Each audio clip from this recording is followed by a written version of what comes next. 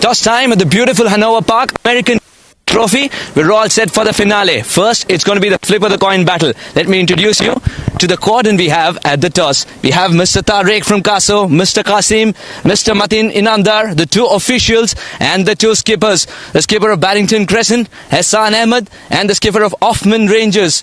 It's going to be Jamin. Ahmed, you'll spin the toss. Heads is a call and the coin's already gone for a walk. That's not. No, we do it. Read it. We'll try and land it within the frame this time around. Heads is the call. It is a head. And heads it is, as confirmed by the official. Well, Hoffman Rangers have won the toss. Jamin, what have you decided to do? Well, looking at the ground condition, we'll bat first, and we'll try to put on, a decent total on the board. Any specific reason behind batting first in terms of how this wicket and as far as this tournament has played out? Right. Well, since we are into month of August, we have noticed that after certain 8:30 we get dew comes in, so that will play a big role, especially knowing it's a big final. I'm pretty sure dew will do the work, and especially since we're batting first, our bowlers will be doing the same thing what we asked for. Well, you mentioned that dew is going to be the 12th man in this game for you. What's a good total on this kind of a surface with this kind of an outfield? Outfield is looking really good. The Caso management did a great job with the grass cut and whatnot. I would say 170 should be a par score on this pitch. Any changes on the side? No, we are playing same 11 from the semis. Go well, Jim. Thank you. Hassan, now had you won the flip of the coin battle, what have you decided then? What would you have? Out of 6, we won 5 games while chasing. So that was the plan. If we want to win, we will chase. And I think it's very hard. And they have a couple of good fast bowlers, so it's very hard to manage the ball in initial overs. Yeah. Any changes in the side for this big encounter? Yeah, 2 changes. Damien Ebank is coming, and you think it's a good total that you would be wanting to chase? I would like to struck them 120, 130. That's our plan. We'll see. Finally, a word on this beautiful tournament and what it means to play and lead a side of your caliber. I think one of the best tournaments in Chicago town. Actually in Midwest region, not in Chicago. So, and heads off to the management of Caso, the entire people behind it. And yes, we always for this tournament. We are playing final again over here. Congratulations on reaching the final. All the very best for the final frontier as well. Barrington Crescent it was. Well, the news from the centre is that Hoffman Rangers have won the toss and they've decided to bat first.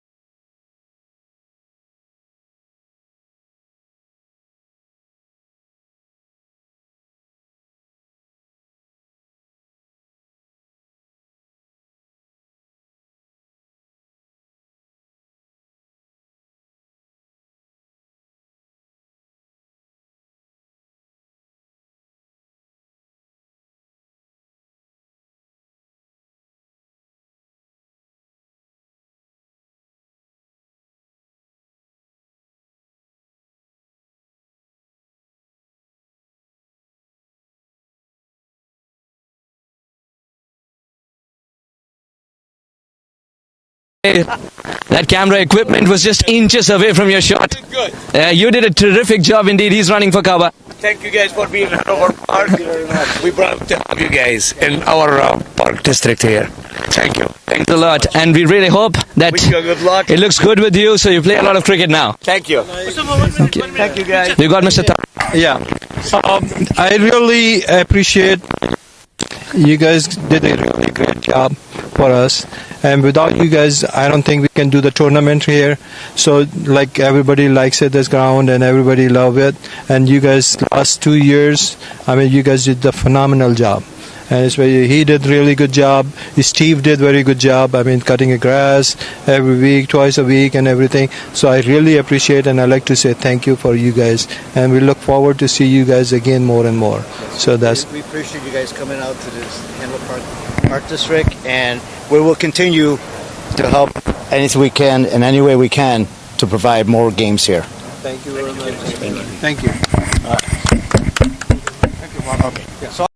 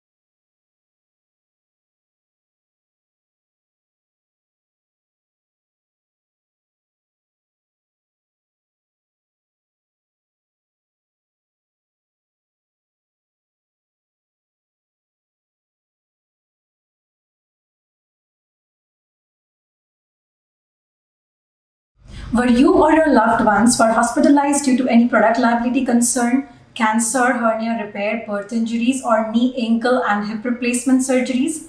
Medical Claim Center is working nationwide to help people who qualify file a potential cash settlement claim with low risk and high return policy.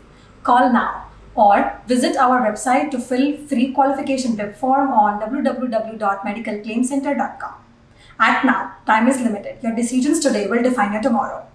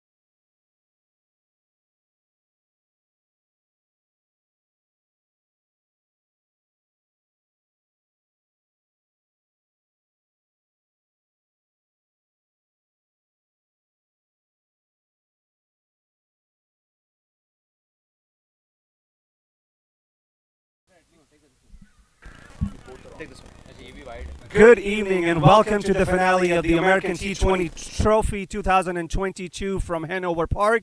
My name is Shariq Sheikh and I'm joined here with Shaz Latif.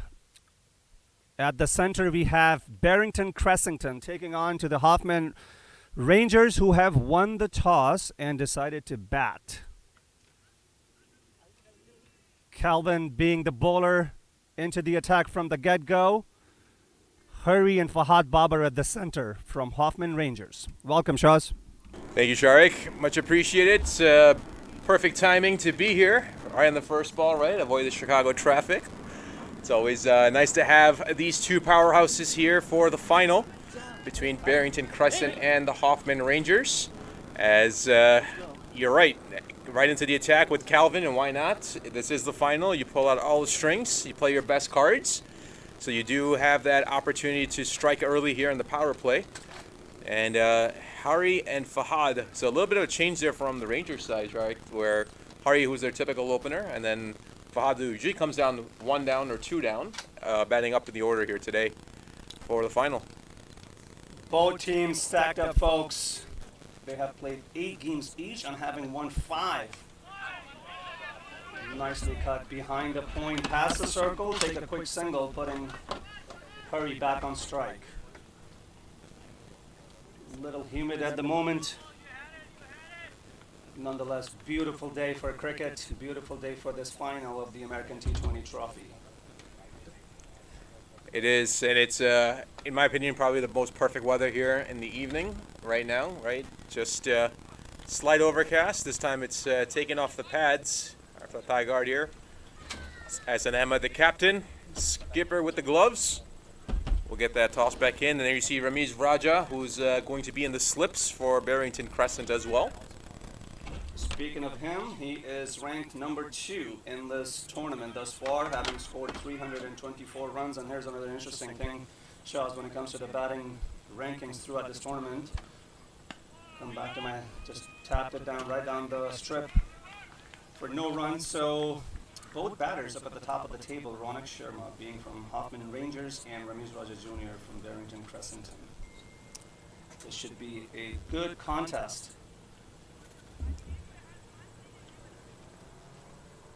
Looks like Fahad is making some adjustments out there. Calvin comes back. Oh, nice use of the wrist. That's about as easy as it comes for Fahad Babar. Plays it with the utmost of ease and travels for a maximum 6 runs, first boundary of the evening. Effortless shot, purely timed. Comes from the bottom of the bat, but had enough meat on it. Sends it on its way. Beautifully done. Some intent right up at the top. Here we go for the replay, folks. 9 have come already. 1 delivery to go.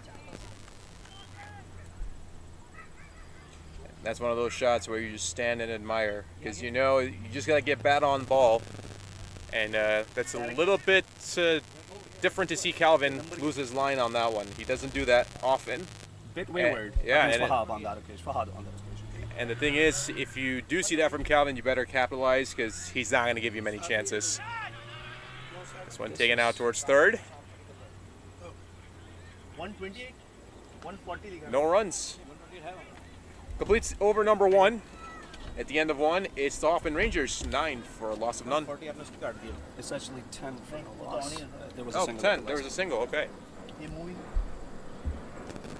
है उधर जा रहा है. I have to switch cameras. आपकी main आगे की नहीं? हाँ आगे. This is the main one, right? It's the main one. Okay. I'm going to switch.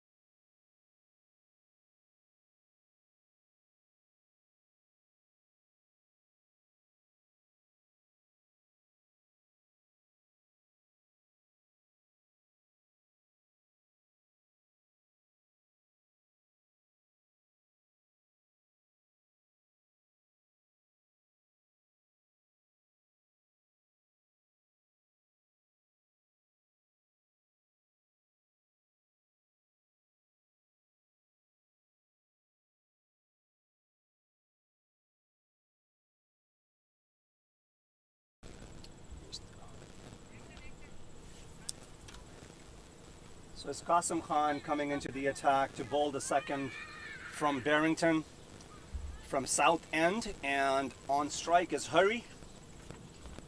Just to give you a bit of a perspective of the stadium, the pavilion, the folks happen to be on the east side of the stadium. Oh, wow, what a there soft it is. dismissal. Right down the middle, and he just taps it into the short leg within the circle. An easy wicket. Calvin will not make a mistake on that. Not at all. That was bottom of the bat. You heard the... That was in the middle, because you know when you hits the middle, but that was just the bottom of the bat. You heard the crack of the willow ever so slightly, and it's about as easy as it comes for the Barrington Crescent. That's the start of the attack, Shaz. First delivery, picking up a wicket. An important one, that is. Making an impact rather quick. Be interesting to see who comes in at number 3 from Hoffman Rangers. Might be Captain Jaimin Patel, possibly. We'll wait to see. Hey, Shark, just to give you a quick, I guess, reference point for Qasim Khan, as there was different tournaments throughout Chicagoland all throughout the summer. We had a few international players from Pakistan come as well, along with the West Indies. And Qasim Khan was actually picked out as one of the bowlers that they felt was most challenging for them in this area, regionals, if you will. So it gives you an idea to the quality of bowling that Qasim Khan provides for Barrington Crescent. And immediately off the bat, paying dividends, taking the ever-dangerous Fahad Babar's wicket on the first delivery.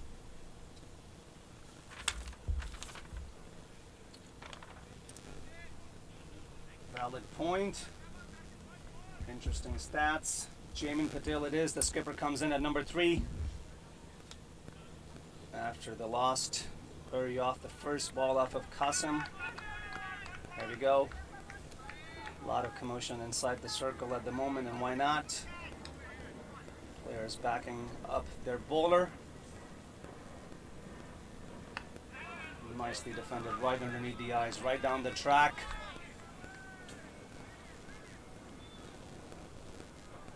And you've got to wonder what kind of momentum boost will this provide for Barrington Crescent. Immediate wicket in the second delivery, or second over, excuse me, and the first delivery of the second over. Try saying that 5 times really quickly. Qasim Khan comes in again. Picked up. Does he have enough? Does he have enough? Yes, he does. Clears the boundary with ease. That went up a mile in the air and has more than enough to get a maximum. Well timed from Jaimin Patel, the skipper, coming in and immediately providing some fireworks here, Shark. That's some counterattack. I love it. That is a good 75 meter. If I was to venture a guess, it goes behind the fence into the trees. Yes, it had a lot of elevation. For a second we thought it might have not made the boundary, but it did by quite some distance. So that is some good batting. That is some good thinking, some good counterattack. Throwing out the concern of having lost an early wicket. The beauty of this format. The show goes on. And especially now, you can't dwell on that, right? Like, it's over. Fahad has departed. But now it's time to move on and build that foundation that we always talk about. It's so important in the T20. This time played up the... Yep, very nicely done. Straight back up. Sadali. Johnny on the spot. Just want to go back to the first delivery here, Shaz. I think Fahad may have been taken by the lack of pace up at the top. And the line of length was such that he just tried to tap it down, but it just kind of, very soft dismissal, straight to the fielder within the circle. And as he was walking back, you could see the frustration. Oh, well played. Very nicely bowled there from Qasim Khan. And going back to your point, Shark, about just taking the pace off. I know you're an avid Pakistan cricket fan. You remember that super over between Zimbabwe and Pakistan where Blessings took the pace off against Kushtil, and I can't remember who the second batsman was. I I want to say Might have been Nawaz. Noah's, yes. And then again, it was just that off pace, and then this one just lets the ball come onto the bat very easily. Does Harry and guides that out towards the boundary. In the end, made it look very elegant. It was sort of a touch and go. Does the distance, but yeah, coming back to your point, pace is a massive key performance metric in this particular format, especially up at the top in the power play. Bowlers do not want to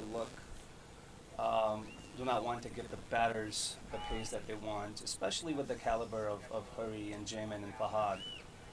They will make for a full use of it, and that is what did the trick in my view.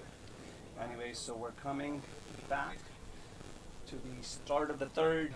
Score reads 21 for the loss of 1 right now. Hurry being 6 off of 4, and Jamin, who has just come in, is 7 off 3. Do we have a change of a bowler? Nope, it looks to be Calvin. Yep, Calvin coming back from the northern end. And this plays well for him because the offside of the field is just ever so slightly bigger. Allows him to really use it. This is a good leave to a very good delivery. The area of uncertainty, the corridor. Yep. The fourth stump. And he almost went for it, but it was quick to lift the bat out of the line of a delivery. And you see Jamin is actually pointing out, it looks like that batter's eye, he wants it to be a little bit higher. That's what you're seeing back there from the other end. As the delivery was coming from Qasim Khan, you saw a lot of the field personnel here who do a phenomenal job here in Hanover Park from American T20 Trophy.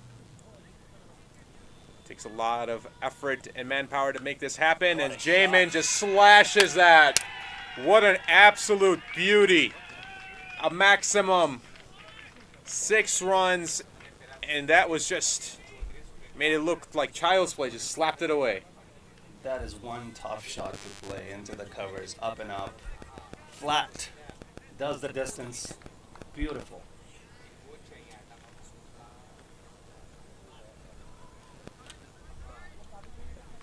Calvin's not used to this. He's been taken for a few boundaries. Tells you the caliber of the Hoffman Rangers as well. He does take the pace off on this one, and he had the right idea, just not enough fielders there. Got lucky. Inside edge induced. No protection towards the leg side, right behind the leg. Umpire lands in no man's land. Steal a 1. So he's got a 2, deep, in fact. yeah. So he's got a deep fine leg in play right now. Does Calvin, and then he's got. Trying to see where it is. Yep, he's got a deep third man as well, and there goes up. There's an opportunity. Ramiz Raja Jr. makes no mistake, as that is the end for the skipper. He's got to depart. Jamin Patel comes in quickly, made some fireworks, and exits just as quickly. So there it is. There's a breakthrough again for Barrington Crescent. Really applying the pressure, taking 2 crucial wickets. One of Fahad Babar, and now the skipper has got to depart. Exit stage right for him, as we'll wait for Ronak Sharma to come on in and get settled in for his opportunity to face Barrington Crescent. Under their soft dismissal, nonetheless, credit must be given to Calvin. For the change of pace, gets him to hit it in the air, plenty of fielders converging. Ramiz Raja Jr. calls it, makes no mistake. Hoffman's a bit of a bother. We have plenty of batters to come. It's only third over. Qasim has picked up a wicket and Calvin has picked up a wicket, so Ronak,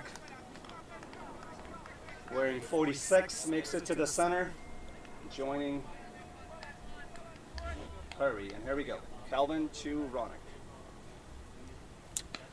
Slightly going down the leg, just taps it down within the circle and to the onside. Absolutely okay for you when you have just come in to just kind of test it out. The pace and the bounce for the strip. Get yourself in. Plenty of overs remaining. Into the offside this time. Tries to tap it into the third man. Doesn't really get a hold of it. Another dot delivery. And that completes the third. 29 for the loss of 2.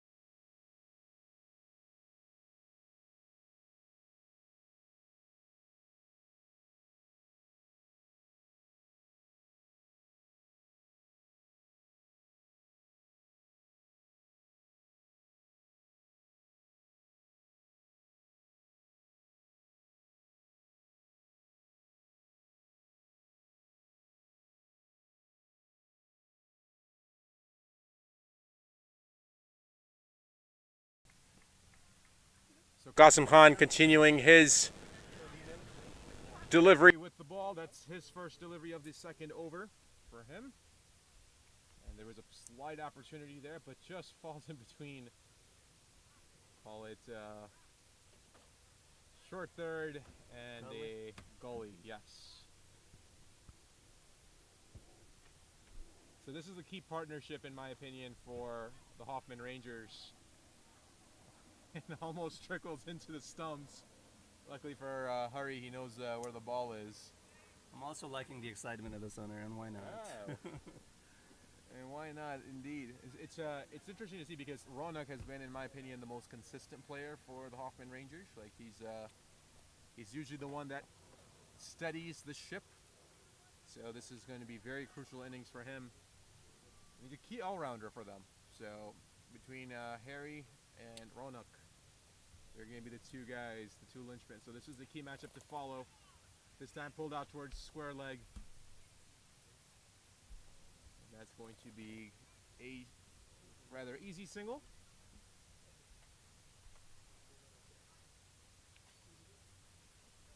Yeah, I think Qasim has been very disciplined outside of that one boundary that has been taken. Bowling is second in his first spell from the southern end. Has conceded 12, picking up a wicket. Got 3 more deliveries to go. Be interesting to see if there's a bowling change after the 4th completes. Here we go, folks. Fuller this time, right up. Bend your fingers properly. Go again and Slows it down again. This is very smart bowling. And Qasim Khan is known to be very deliberate, very methodical with his approach. And you're seeing it here. Such a skill, isn't it? With being able to slow it down without altering your action or the wrist or the run-up. And the batter really has not a whole lot of time to react, to be able to understand if it's really slowing down. No, and that's the whole point of it, right? Exactly. It's just everything's exactly the same. Oh, there's an opportunity. It's on. There he is. In typical Caribbean style. And that is the end for Hari and Qasim Khan running around. And rightfully so. He's got 2 wickets in his back pocket and 2 extremely crucial wickets. But again, we talked about how deliberate he is. Just changes that length, makes it bounce ever so slightly. And that's the end of Harry there as Nicholas. And as you said, in typical Caribbean fashion, drops the ball and kicks it with his foot. Well, they left to mix soccer with it. And plenty of tricks up their sleeves. But yeah, Barrington means business. Hey, defending champs want to continue to keep that crown, rightfully so. And they've got a powerhouse team. I mean, they've been the leader on the points table for a majority of the season, rightfully so. And you can see why. Very disciplined, doesn't get flustered. The whole team, as a matter of fact, and that's credit to their captain, Hassan Ahmad. Right, you lead by example. You never see him just rather explode, shall we say, lack of better words, but just always tamed, always calm, always has some sort of a plan. And right now, they're executing. Absolutely, and vice captain by our dear friend Qasim, aka Kaka. Hassan Ahmad and Barrington Hoffman Rangers is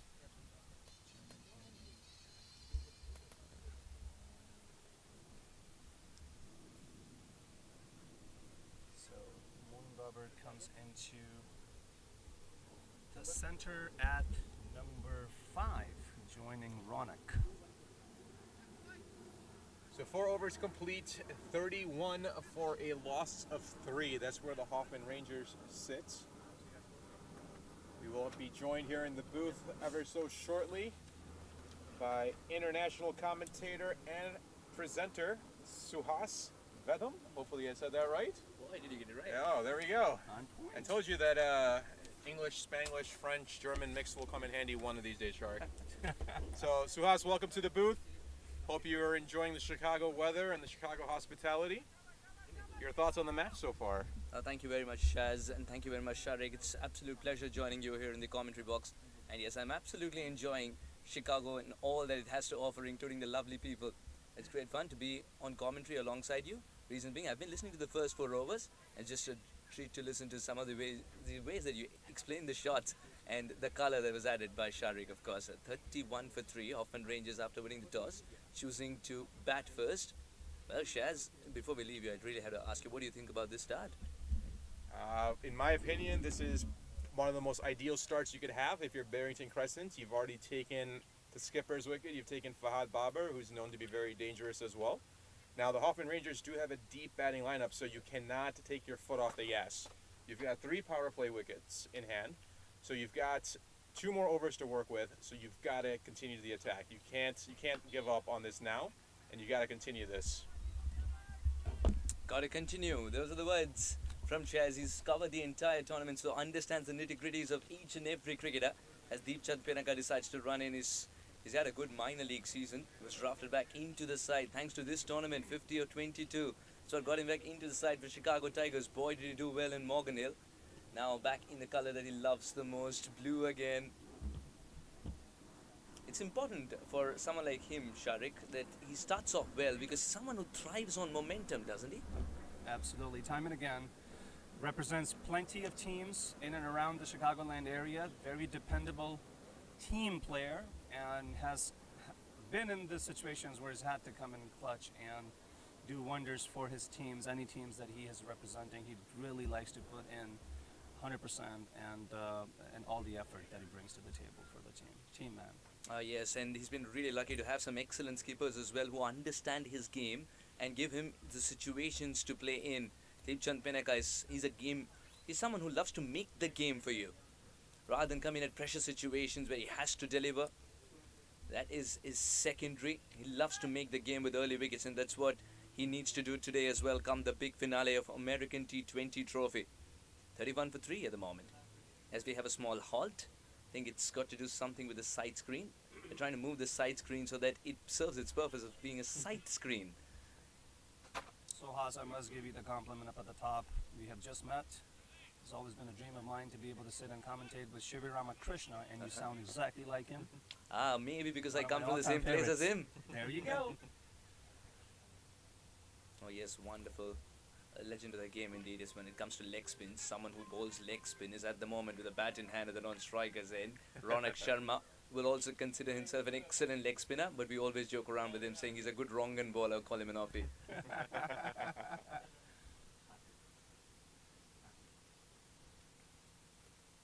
Alright, Deepchand's team again.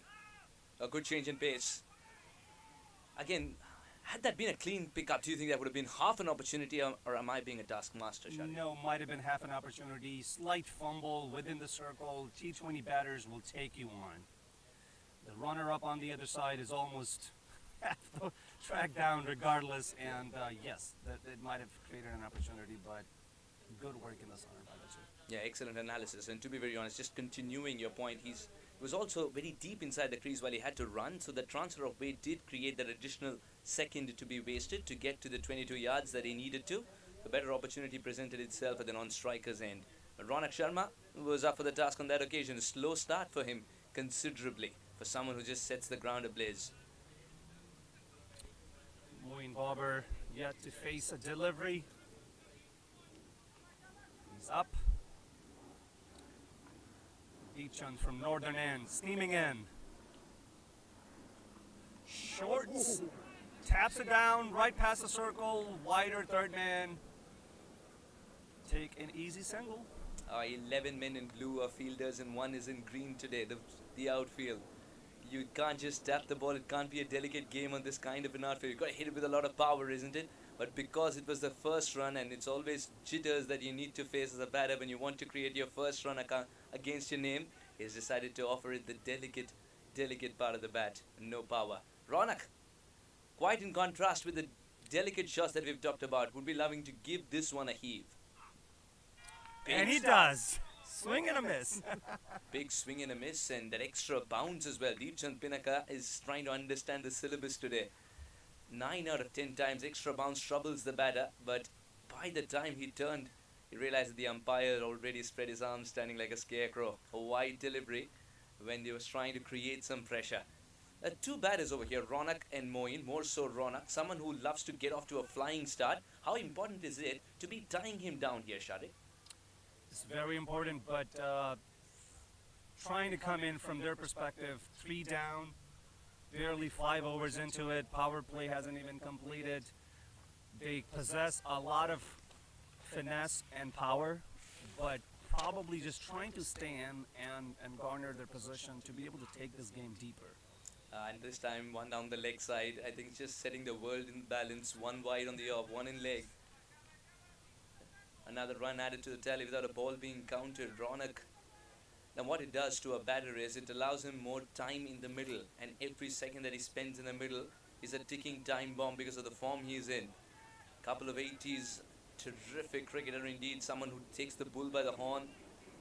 You want to see his back very quickly if you're in the dugout in blue. Barrington Crescent know that. Much better. This is much better because he's tied him down. He got to go for the big shot because he loves to go inside out. That little change in pace of floating the ball up has also worked in Deepchand Pinaka's favor. Sometimes, Sharik, the quicker you are, the slow ball becomes your better friend. Absolutely. And going back to the point that you just made, it's not just the freebie from the upticking of the scorecard perspective, it's the being able to sight the ball more, allowing the time, let the ball getting older, it goes in your favor. Was in the air for a brief moment, would have had his heart in his mouth, but he also understood that it wasn't a full flush of the bat that he gave, just checking his shot in the end.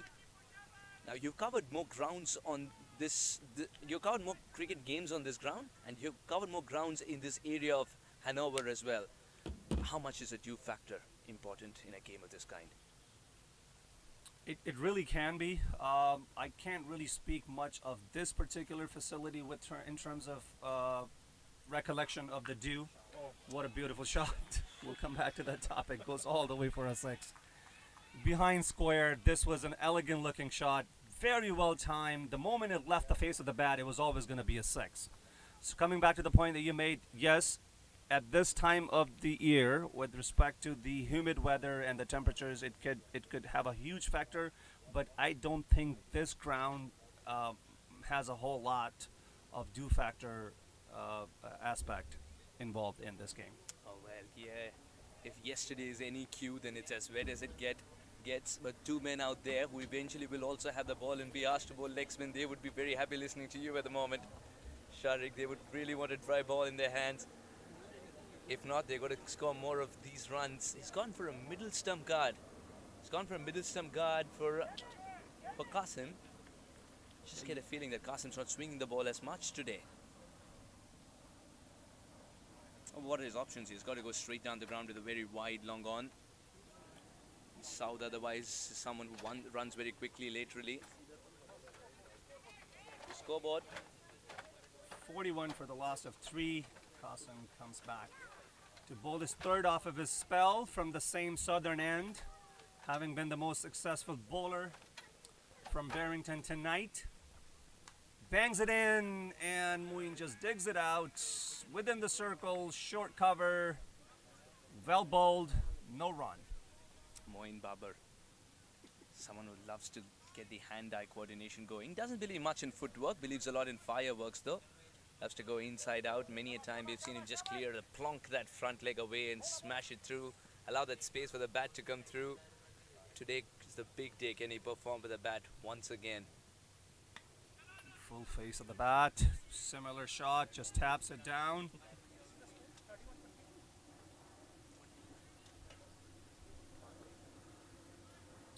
Coming back to the point you were making, Sohas, it is pretty much having your work cut out for spinners if they're having to bowl with even semi-wet ball. It's like the whole skills have just been thrown out forcefully out the window. Gotta have a feel for them. That struggle to keep the ball dry. That's very well bowled. That's good adjustment. Direct hit. Oh, it looks very close. In fact, it's given. Zero hesitation. What a good pickup. And a straight throw back, taking the stump out of the ground. And from the moment it struck. Excellent work from Saad Ali. He's literally parried it to the stumps. Didn't try to hit it hard at all, because the more effort you take, the more time you waste. Moeen was stuck. Now that's the problem when you respond to the non-striker's call when you hit it straight down the ground, because you at a batter have a better position and view to try and gauge if there is a single or no. Wrong call. Wrong call, and it's going to be Moeen to pay the price for it. And also the fact that he knew how hard he's hit it. He would have calculated already whether 22 yards is coverable or no. On that occasion, the latter. Absolutely. Anytime you tap it down past the bowler, right behind the umpire, you do not run based on the runner-up, based on your partner. You make the call. Absolutely. You're in the best position to be able to see how hard you hit it, where it's going to go, and where the fielder position are. And Sharik, how much of this tight single was contributed by the fact that there were 2 dot balls priceless up front? They had to do something. They were feeling strangled, weren't you? It's a game of pressure. Absolutely. Those 2 dot deliveries must have had a lot to do with let's rotate. And that was a suicidal rotation attempt, resulting in the 4th wicket having gone down from Hoffman Rangers. We have Jay come into the center, joining Ronak, who is 8 off of 8. Ronak might be very flamboyant in terms of his batting, but today I feel he'll be a little curtailed because the wickets column has ticked too far according to his liking, with just 41 on the board. He's got to allow Jay to try and settle in the middle before he goes big. Jay Desai would want to score some runs and translate that. The first run, he's off. That was yet another good delivery. Didn't really give him a whole lot of room, right under his eyes. Well played in the end, stepping it down for a comfortable single, but Qasim has been on song. Jay Desai from the MILZ, he's been regarded as one of the biggest prankster as well. Is he? In the side. And very chirpy behind the wicket. You can learn lessons of sledging from him. You can write a book. Being chirpy and being a prankster go hand in hand, don't they? Oftentimes. Isn't that a complimentary skill? It is. And I sometimes feel if you want to don the gloves as a keeper, it's an unwritten rule that you've got to be chirpy as well. It's not in the coaching manual. Definitely not, but plenty of... Who's your favorite keeper? Not at this tournament at least, but around the world. Around the world. Yeah, going by decibel levels and what they have Moeen to Khan say. comes to mind, of course, MS Dhoni comes to mind, and Kumar Sangakkara. MS Dhoni was the quietest. And He's just Kumar using the wasn't. power. He's got to run a lot of runs between the wickets today because the outfield will ensure that the ball doesn't travel to the fence. Now you realize how much they enjoy batting with the outfield slightly faster. Now they've got to change their game completely. You can't allow the deft touches. Go with power, go inside out, try and clear the boundary more than caressing the ball. Sharik, these are different challenges, but that's what makes a cricketer complete. Absolutely. Especially at this stage, these 2 teams have been amazing throughout the season, and this is the do or die. This is the trophy lifting night, and both of them know each other's strengths and weaknesses, and the on-par score has to be around 180, 190, and this is go time. Both these sides have squared off against each other. Oh, what a good shot! No half measures whatsoever. A clean swing of the bat, and Jay Desai is thriving on room at the moment. That's got to be fielded eventually. Not quite sure if age is on his side, but he will find a side to play cricket in for sure because of the passion he carries with the way he's fielding the ball beyond the rope at the moment, the gentleman. This was struck so powerfully, would have been a 4 anywhere despite how slow the outfield might have been. There was zero chance. So that is the signal from the umpire at the center of power of play completing at the end of the 6th. 48 for the loss of 4.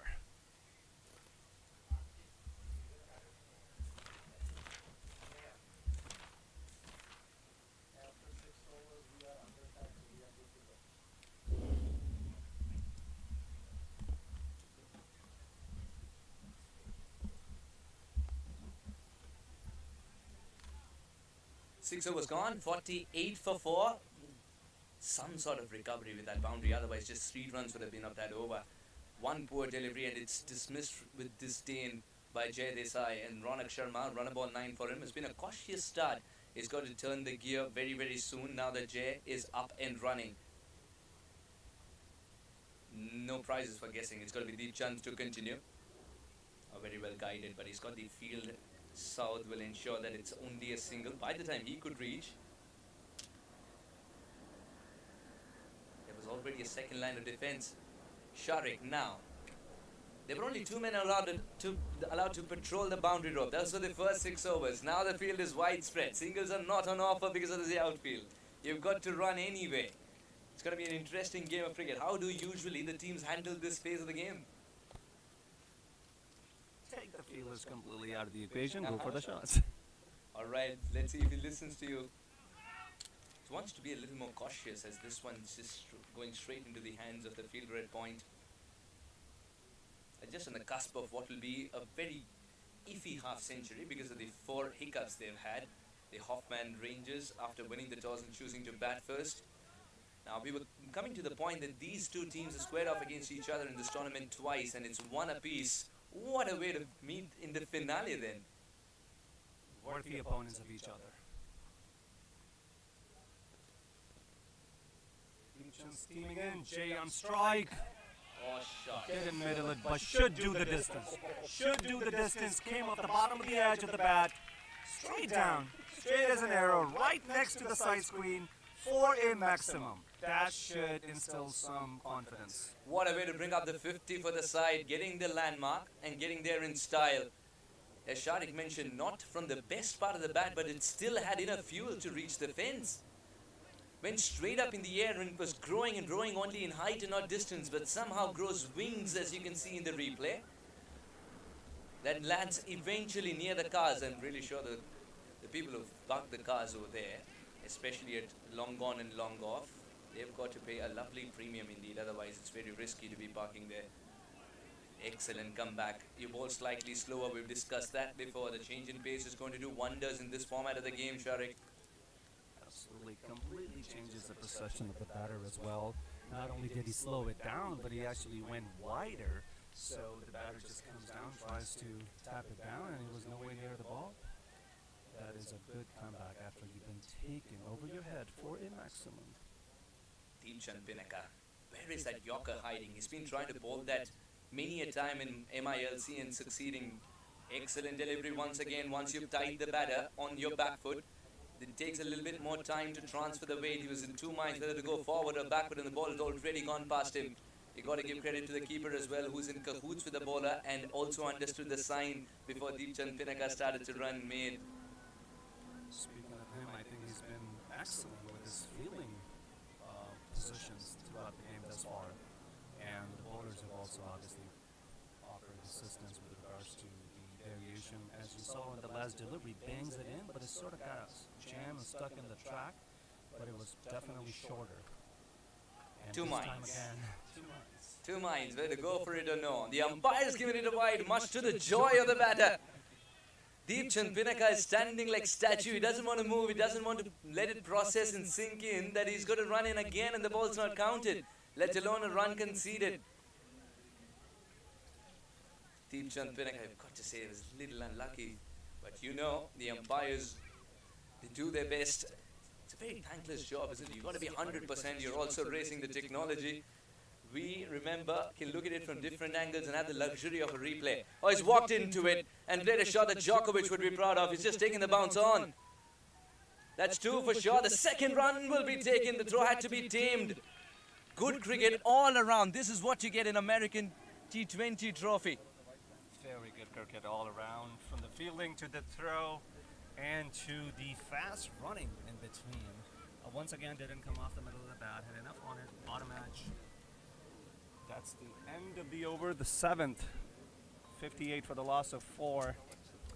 Jay and Ronak. 10 runs of it.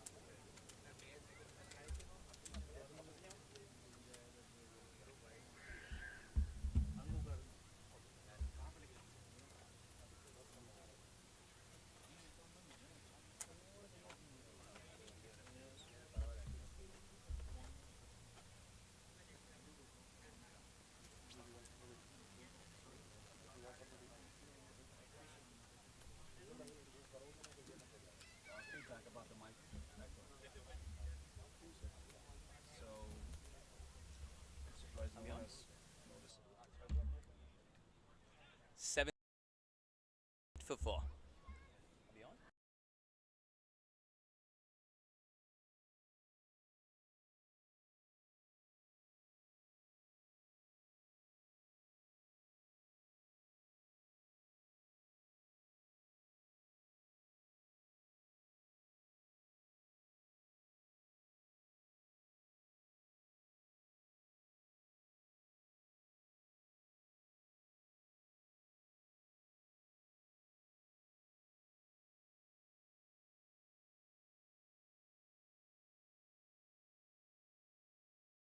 I hope it's switched off right now. Okay,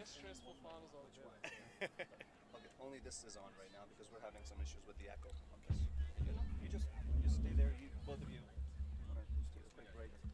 7 overs gone, 58 for 4, and Suhas Vedam joined by Shaz. Oh, this game changes so quickly, doesn't it, Shaz? 10 runs of the previous over, they've got the momentum they required. Hoffman Rangers. Jay is off to a flying start, scoring at 200, as Ronak is quietly tottering at the other end at a runner ball 10. Will he change gears as well? O'Carry for the first time. Lovely spin. Thank you. Momentum changes ever so quickly, right? And right now, Barrington Crescent, having taken those 4 wickets in the power play, they're riding high. And as I've told Sharik before as well, and you're in the booth as well, Ronak Sharma, that's the linchpin. That's the key piece. And as I say that, absolutely clobbers that. Oh my. Oh my. Shot of the evening so far. Ronak Pankaj Sharma. Anything short, he'll pounce on it. This was sitting up and asked to be hit. Absolutely from the middle of the bat. And O'Carry knew immediately. He didn't even have to check the trajectory of the ball. Be very surprised if it lands somewhere in Hanover. Knew it immediately that it committed a mistake. Now it's got to get a reply in, which will be troubling the batter. Anything short and Ronak will pounce on it again. When you're looking for a shot to change gears, you can't get a better gift than this. Now, anytime you can sit still and just swing and allow the middle of the bat to do the work, and when you hit it through the line of the ball the way Ronak does, it definitely boosts your confidence, 1, and number 2, you start seeing the ball ever so much better. A little bit more detail. You see where the stitches are. You see where the labels are. Ever so much. At the moment, we're lucky to see that ball again because that went a long way. He's called for 2 right away because he knows how hard he's hit it. We've talked about the fact that there are 11 men in blue and 1 in green today. You've got to hit it very, very hard if you're playing the cut shot down the ground. Ronak Sharma, 18 of 13. Just at the right times, also stepping the gas, stepping on that pedal. And they're looking good for a total of at least 140. I was told, Shaz, correct me if I'm wrong, 150 is an average total over here for a late start game. Let's put it this way. Oh, that was sitting up again. Catch it is the call. Would it be taken just over? This is a story of overrunning because I don't think it traveled the distance. It's 1 bounce into the fence. Ebanks could have done better. Damien wants that chance back. He wants that opportunity back. And he knew it as soon as you saw his eyes widen up as soon as he overran that, and he tried to make a Randy Moss-esque catch, but unfortunately for him, just not long enough. He knew he was in trouble. That back trotting, and right now that the ground is still damp. There's still a little moisture on there, and unfortunately for him, just couldn't get enough traction. This is again hit in the air. Will it be taken? No, he's just teasing the fielders in the deep. Ronak Sharma is in murderous mood right now, and Okari is learning it the hard way by bowling short deliveries at him. Yes, there was half an opportunity, but followed it by a very poor ball indeed. No, this is not what you want. If you're Barrington Crescent, to anybody named Rohit or Ronak or the last name Sharma, a short ball is, they're born to hit that. And if you know what I'm referring to, Rohit Sharma of India, born to play that short ball, and Ronak Sharma of the Hoffman Rangers. Both of them are from Mumbai. They've played against each other a lot. Oh, little cat and mouse game now. You see it. Oh yes. For the first half of the over, I initially thought he'll dance down the track. Instead, he's sitting deep and waiting for the shorter delivery. 8 overs gone, 74 for 4. Hoffman Rangers get a move on.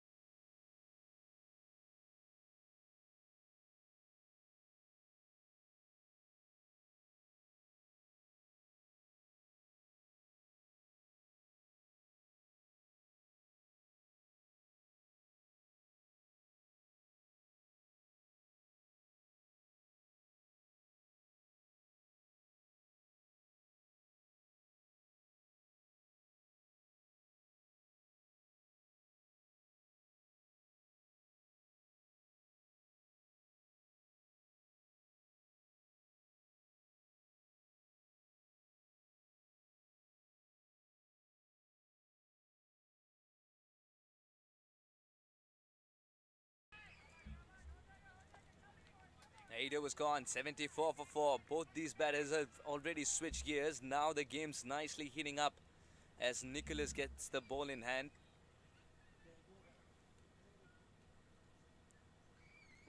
Nice and loopy. Yes, there is not a half-hearted appeal. It's gone up. The finger has gone up. Jay Desai is standing in disbelief, but the finger that matters has already gone up. What a start for Nicholas. Come the big game. Delivers the man with a golden arm. Huge wicket in the context of the game. Well, there's never a wrong time to pick up a wicket, but this is too right a time indeed when the batters are going for the bigger shots. They're trying to outdo the slump that eventually happened in the beginning. Half the side back in the hut as Hoffman Rangers realize Jay cannot contribute with the bat anymore. Oh, this has got to be a gut punch, an absolute gut punch for the Hoffman Rangers. As just as Ronak and Jay were settling in, Jay has to depart, and that's a huge, huge wicket. And it's a little bit intimidating, even from the commentator's box here. You're seeing the best big West Indian just rumbling, tumbling in, and you just see him just absolutely unleash one. And in my opinion, I believe that was an attempted Yorker that just went full and it went onto the pads. But nonetheless, they made the change and it paid dividends. Yes, Nicholas was looking good on the field as well. He's just trying to translate some of that confidence into this bowling, but no warm-up delivery whatsoever. Right on the money. The umpire thought it was straight enough. Up went the finger. Now let's have a look at it again. Yes, there is a bit of swing as well, and the batter didn't read the trajectory on it. It just died on him suddenly. What would be concerning is how much of it was swinging away from the batter, because he was trying to get the guard of middle and leg. It wasn't like he was standing in the middle, so the ball hadn't swung much. That should have been the case. Otherwise, I don't think the finger would have gone up. Exactly, and I think it caught Jay off guard. I think that delivery just That's what it was. More than anything else. And you know, Nicholas is deception, right? You don't think a man that large can really move that fast, but he does. Shaz, I've seen quite a few good run-ups in the world of cricket. Never used the word rumbling and tumbling. But boy, was it. Nicholas has got such an easy, in terms of the run-up, he's got such an easy approach that he pulled out of the delivery, but it looked like he's still in it. Let's not talk about Ronachanga. As we get a sly sledge from the back. I tell you what, Sharik would make a great wicket-keeper. We were talking about sledging being one of the... Just a quiet one-liner and then he disappears. Half the side back in the hat for 74. Joined by Shaz and Suhas Vedam. Ronak 26 or 16 is quite distraught to lose Jay. Now he'll be joined by Josh. You take a look at the pavilion there. We've got lots of fans coming in. So if you're in the area, Hanover Park, Illinois, just off of Walnut, do come on by. We'd love to see you. Come say hi to us when we're not on the air, of course. And then we'll make sure we give you a shout out if you do come say hello. It's always nice to meet the fans of the players, not us, of course, right? That's all right. You're going to give them a shout out. So we're seeing a lot of comments coming in. So appreciate everybody joining us on Facebook Live, on YouTube, powered by Studio 7 and our team here. So I want to give a quick shout out to them. Hassan Dastagir, Abdullah Shail Shah Khan. I'm sure he'll get a kick out of that later on. But it takes a large team to make this happen. Just glad everybody's enjoying their night and in for a great final. Yes, the people are trickling in. This one had more bounce. Nicholas thinks there's some bat on it as well. Josh is standing his ground and he has all the rights in the world to do so. It's very, very ironical that the keeper is quiet on that occasion. Nicholas was already starting to celebrate. He was looking for a player to celebrate it with and nobody moved. Yeah, I think Nicholas wanted to head off to the cove and just relax by the beach again. He's celebrating on the beach, but unfortunately for him... That is bounce. That is tennis ball-like bounce. When Nicholas gets it from 7 foot whatever, that is tennis-like bounce. It grew on Josh as well at the last moment. What a good length to be bowling then. Just back of a length there again. I think Calvin's also making note because he'll be very effective with the skiddy deliveries of his if he lands the ball exactly in that area. A wicket and nothing thereafter. Can he finish it off as a wicket maiden? Ronak is feeling the pressure of the non-strikers end. Josh has walked in and faced 4 deliveries, hardly touching the ball. It's a word of advice from Ronak, who's been there for 16 deliveries. Okay, Shaz. Do you think he'll pick up a run of this one? Try and make it not a maiden. Maiden. Oh, just as I say that, he plays an elegant shot and dies out just before the boundary, about 4 subway footlongs away from 4 more runs, and that's good throwback. But nonetheless, my prediction, as always, is wrong. And thank you, Josh. No, poor delivery actually. Poor delivery, just held it on its way, and immediately knew that the ball did not have enough fuel to reach the fence and had to run full tilt and complete 3. 9 was gone. 77 for 5.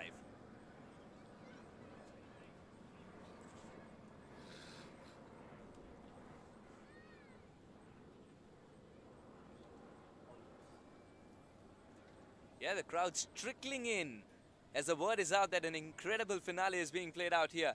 And Hoffman Rangers, after winning the toss, have managed 77 for 5. This is the recovery stage, but they can't allow this stage to linger on for a while as they need to create a crescendo finish. And for that, need a stable partnership first up, which they are trying to get with Ronak and Josh in the middle before they go all guns blazing. I will try. You never give up. So you hear us laughing in the background. Oh, yeah. Our production engineer, Abdullah. Now I'm getting hit for taking his name. Attempted to play basketball. Abdullah, stick to cricket, my man.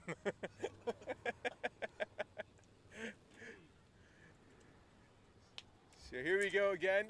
We're going to be batting from the northern end, and we're joined here at Long On with Calvin Savage. Calvin, hope you're doing well out there. He gives me a sly smile. He's smiling now, but he's got a mean streak underneath that smile. Always looking to rip those stumps apart. Would you believe it? It's the first time in about 700 games that I would have commentated. I've seen a commentator sledge the fielder inside the play. Such smoothly done. And compliment smoothly slash done. sledge. And in the same breath was able to sledge the production as well. That's some talent right there. See, I'm that normal Joe Schmo guy, right? I'm not a professional commentator like yourself, but... Boy, you are. You got a lot of fans lining up already for that shout out. Come on, Chaz. No. Boy, that sun's playing hide and seek in this ground's looking even more beautiful in twilight as the milk and floodlights will also come into full notice, full effect. The sun will also bid goodbye in a bit, but that golden hour of photography for all the photographers here, this is it.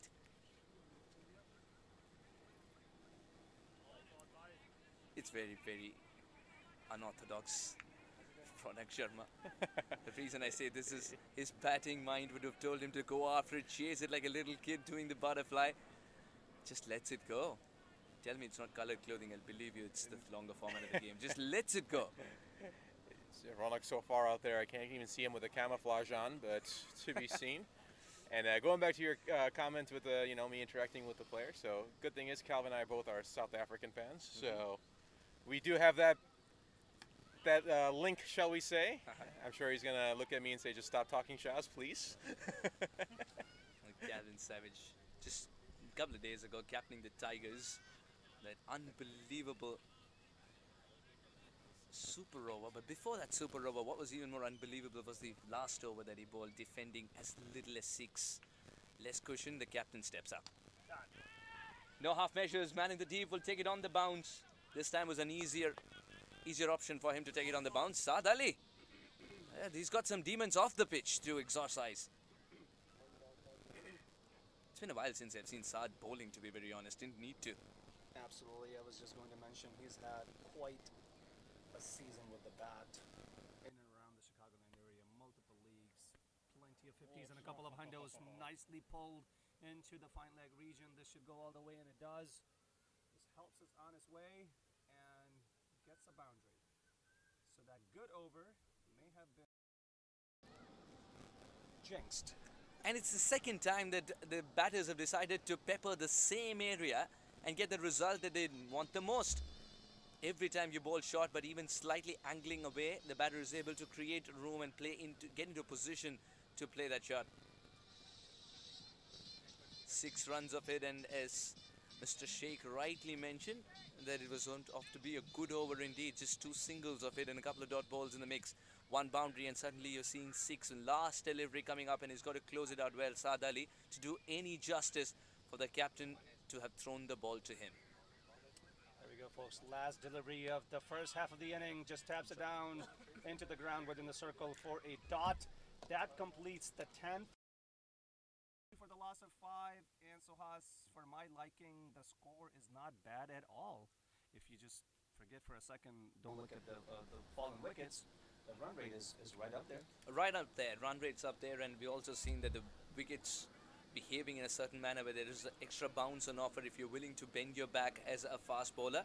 At the halfway mark, you will take 83 for 5 after what looks like lottery numbers. First up, 7, 8 and 15. Jamin Patel is the only one who got a start, and Ronak Sharma is standing like a rock with 27 of 19, shifting gears in the middle, not trying to attack too much, neither is he trying to defend every ball. Moin Babar and Jay Desai have a game not to remember with a bat in hand, who trying to quickly turn it around. Will Mohin with a ball. Jash Patel's joined Ronak and providing lovely extra pair of hands with his runner ball 8.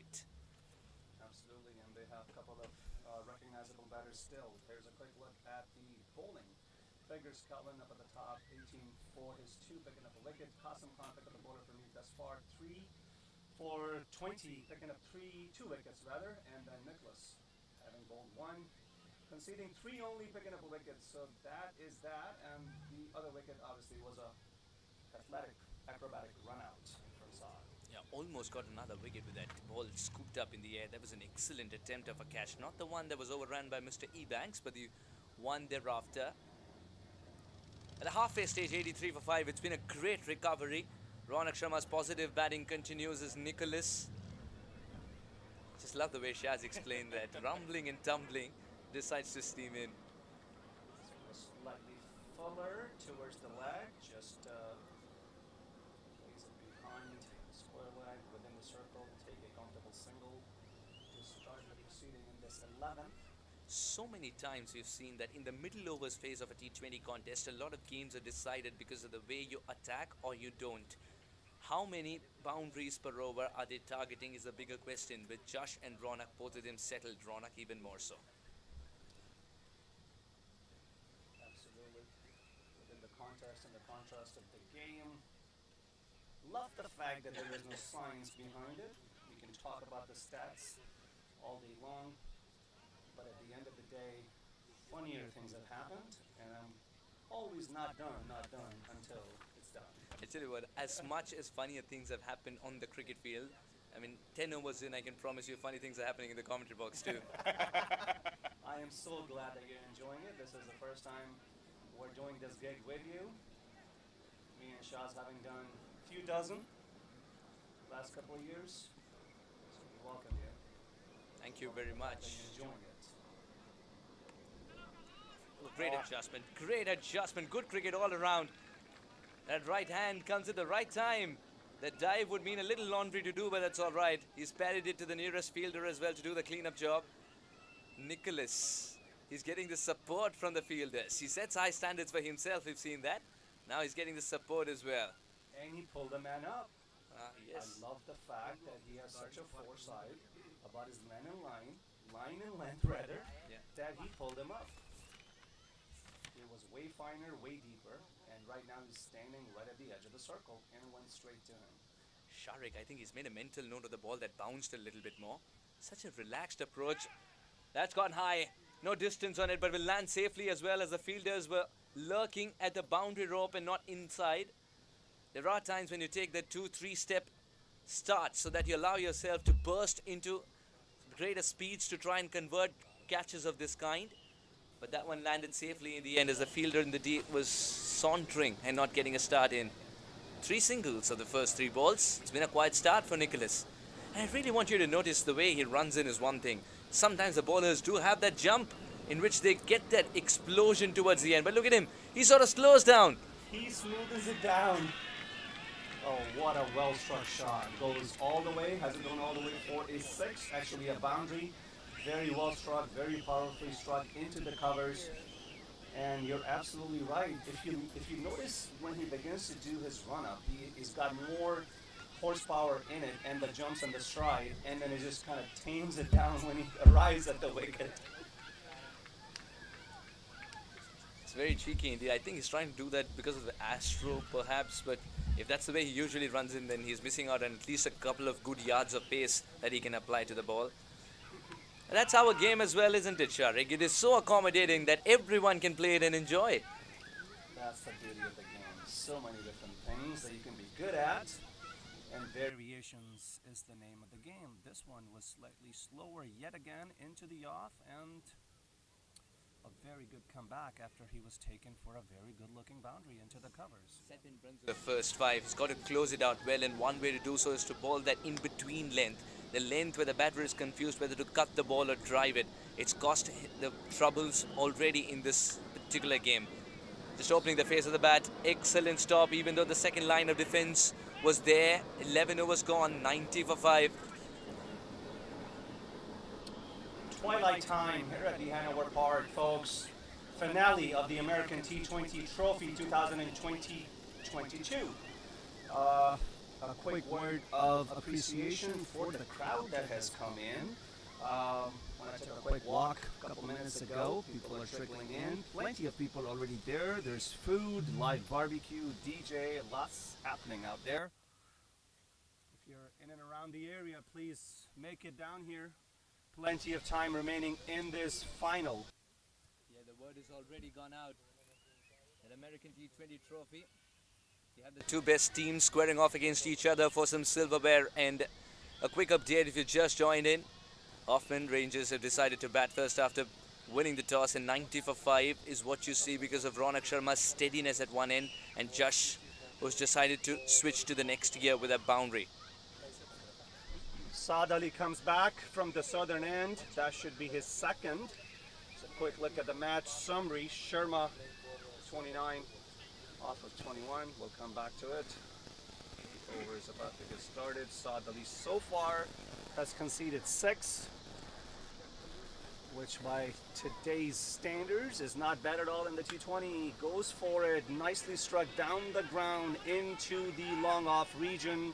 Coming back for 2, they should be able to do so comfortably, and they do. Saad Ali is not the happiest man on earth with the throw which arrived in installments. He wanted something quicker, was in a great position to collect it. The second run was off the shot, so sometimes I feel you hit 1 for the shot and get 1 for the throw. This was one such occasion, but had the throw arrived a little quicker, perhaps that run would have been tighter, but still couldn't have been stopped, because Ronak was very quick to turn for the second and Josh responded as quickly as well. Absolutely, a bit to do with a bit of a apprehension down in the deep as to who's going to go for it. That delayed the run-up to the ball, and what a delivery it was. It's a Chicago bounce. Such a wayward bounce. That's a Chicago cut bounce. him in half. I really hope that MCC books have a place for another term in our game, Chicago bounce. Narrow-bone. Chicago bounce indeed. He's hit it at the edge of the square and it rebound. Goes fuller this time, slightly drifting into the lag. He taps it down into the onside, take a comfortable single. Calvin being the fielder on that occasion. You've got to be doing a lot of running between the wickets on a ground of this kind. So the fitness is also tested. So not just your temperament, but fitness is also tested when you play in Chicago. And that's what I love about this tournament. And being able to adjust for these top batters that are accustomed and used to playing turf back to the Astro is a very tough call. Excellent analysis, because you're a touch late at times, and it's also important to adjust when you go back to turf as well. When Chicago Tigers landed, I felt with Karan Kumar and some of them, it took a bit of time for them to adjust, but boy were they good once they did so. There's a man lurking at long off, a tower of a man. He decided to take on Saurabh Netravalkar and hit him for 6s, playing him like a spinner.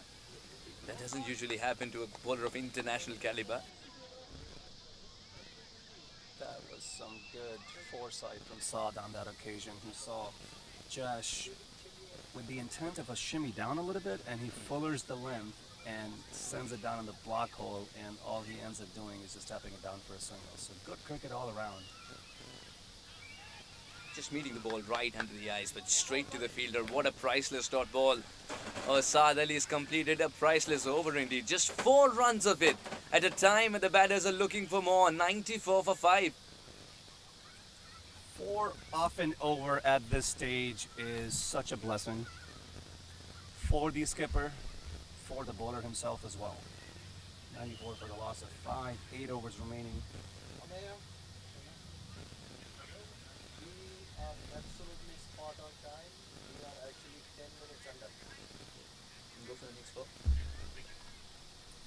94 for 5 at the end of 12. Change in voices as Shaz comes in with Shariq Sheikh. Thank you, Suhas. So here we go towards the latter part of the innings. We've got 12 overs completed, 94 for 5. Ronak continuing to anchor these innings for the Hoffman Rangers.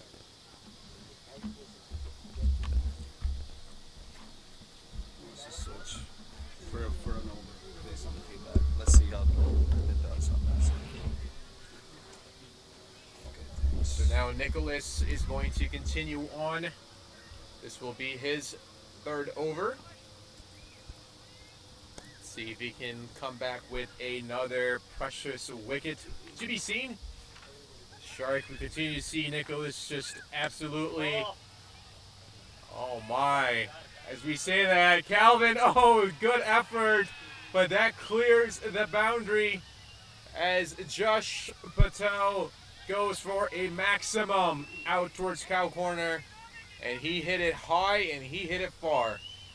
Yep, minus the lack of fortune from the fielder in the deep. It was a handsome looking shot. Goes down on one knee and then just slogs it.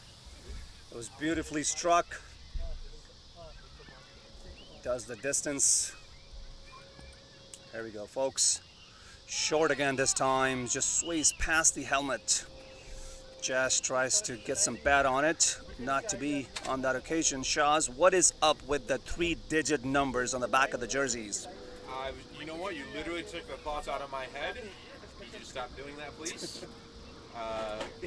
Yeah, 876. I've got to ask Nicholas. Flight 1793. Yeah, What's like, next? I have no idea. It's going to be 4-digit numbers, I'm pretty sure. And we're going to have license plates. And a phone number.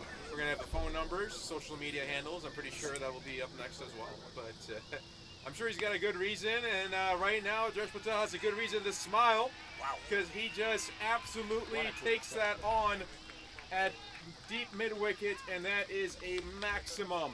6 more runs, and Josh Patel leaving his imprints all over this game with the bats. Shaz, I have a feeling he's seeing it now. He's settling in. He's striking it very good, and he's been an excellent hand to Ronix at the center, building up this partnership. These two have definitely brought the Hoffman Rangers back in the game. 106 for the loss of 5. Here we go, 4th delivery. Nicely done again. Look how late he played, right under his eyes. Right past the circle into the short third man region, but a comfortable single. But I think he's getting settled in. Most definitely. So settling in, but also, like you said, he played that so late. What that says is, you see, when we talk about hitting it on the inside part of the ball, right, when it's on the off stump, that's what playing late means, is being able to just wait, let the ball travel deep enough where you're playing it on the inside rather than trying to come out and hit it on the seams or on the outside of the ball. So, because he's absolutely right. You're absolutely right, Shark. He's seeing it well. Ronak takes that out towards point. There's, who's that? It's trying to see who that fielder is out there, but unfortunately, I do not have my binoculars. Not only did he slow it down on that occasion, he halved the pace, but at the end, it was well played. Good adjustment from Ronak at the very end to be able to place it behind, into the covers actually, not behind. And taking a quick and comfortable single. This should be the last legal delivery of the 13. Ronak again on the strike. Fuller into the off, just watches it and lets it go. So good end of the over from Nicholas. That is 13 gone, 109 for 5. Ronak being 34 off of his 27. Jash being 27 off of his 18. An excellent comeback from Hoffman Rangers. Indeed, where it looked like they were in some trouble early on, they've continued to keep that run rate hovering around 8, if not higher, ever so slightly. It happens sitting right now at 8.3 to be exact. And give credit to the Hoffman Rangers. They did not lose sight of what was going to be a good score, and right now on track to get to at least that 150 mark. At the halfway mark, they were on track for 160. So, sure, they still have plenty of batting left. They've got 2 guys out there in the middle with bats in hand that are seeing it very well. So we'll keep it going, I'm sure. And they have Ahmadullah Adil still yet to come. If these two stick around, Shaz, I'm thinking 160 plus is definitely achievable in the remaining 7, because these two guys, minus a bit of an apprehension in this twilight zone, and you've played, you know, the dualness of the light can mess with your head, and this was just played into the short covers within the circle, straight to the fielder, no run. So the point I was trying to make, Shah, is if these guys can stick around for 2 overs, it's going to get darker, lights will take into full effect, and they can still have a go at it. Indeed, and there's another dot delivery from Saad. So when I've played night, the hardest time for me is usually the twilight time, right? When you have the shadows creeping across the pitch, and you see the bowler, maybe he's in the sunlight, and then there's shadows coming across the pitch, and the ball goes from, because the way I've been trained is I'm looking at that ball from the get-go, right? I'm tracking that ball. From the point of release, it's sunlight, goes to dark, then goes back to sunlight. That's a little tricky, but you know, right now, I feel like as the lights continue to take more and more effect, as another dot delivery comes here from Saad, right now he's putting on a clinic for down deliveries. I'll tell you, it's now is the time where, to me this is the most comfortable time for me to bat personally, because you still see the ball very well, and it's gradually, your eyes continue to adjust as he takes a single.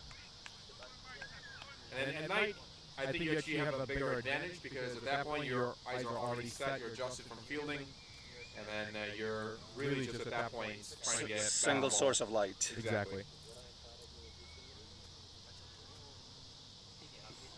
What an excellent spell this has been from Saad. Bowling his third, having given it 11 only, drills it down into the ground, into the onside, barely past the circle. Calvin being the fielder, 1 only, and yeah, excellent bowling from Saad thus far. Given at the economy that he is going, I have no doubt in my mind that he will be brought back to bowl his fourth. Oh, absolutely. There's no reason not to, considering he's only conceded 12 runs, maybe 13 and 14. 13 at this point, and a good throw from the deep. It's solidly, just Hassan Aklan is a professional cricket player, right? That's what he is. This is what he does, and I've spoken to Saad on multiple occasions. Just as a humble guy. That's the best part about him. Just being able to just speak to him and just talk to him properly, and there's no ounce of ego, shall we say, or anything like that. It's very humble. As you know, I'm a connoisseur / collector / just a fan of different bats and brands, and I just love analyzing bats in general. He uses one of the best bats in my opinion, which is Keeley. And I asked him, hey Saad, can I take a look at the bat? And wouldn't you know, it just opens up his kit bag and just hands it over. Says, here you go. And just it just allows me to. I mean, that's saying a lot for a professional player, right? And that kind of tells you the demeanor that he has. So, just a good guy all around. That's the best way I can put it.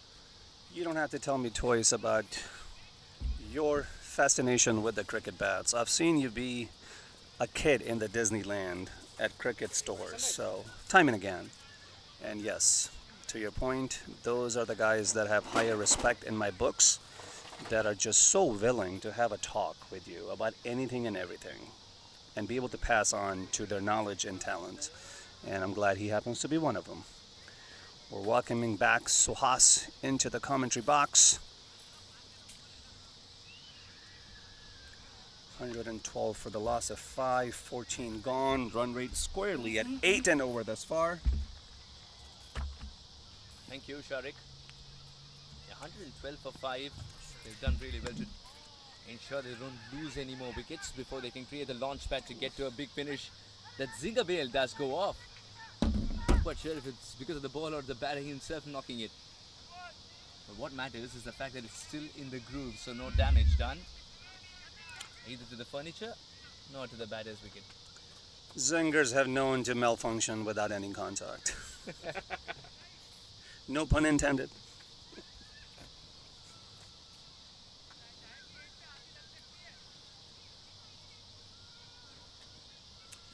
Calvin. Ronak on strike. Calvin back to bowl his third from the northern end.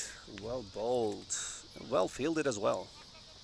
That slower Yorker, if you can nail that to perfection under pressure, come the big finale, boy, you're talking about a cricketer of great caliber. That has been one of the biggest trick, I believe, in the international T20s. The wideish Yorkers. Slower wideish Yorkers.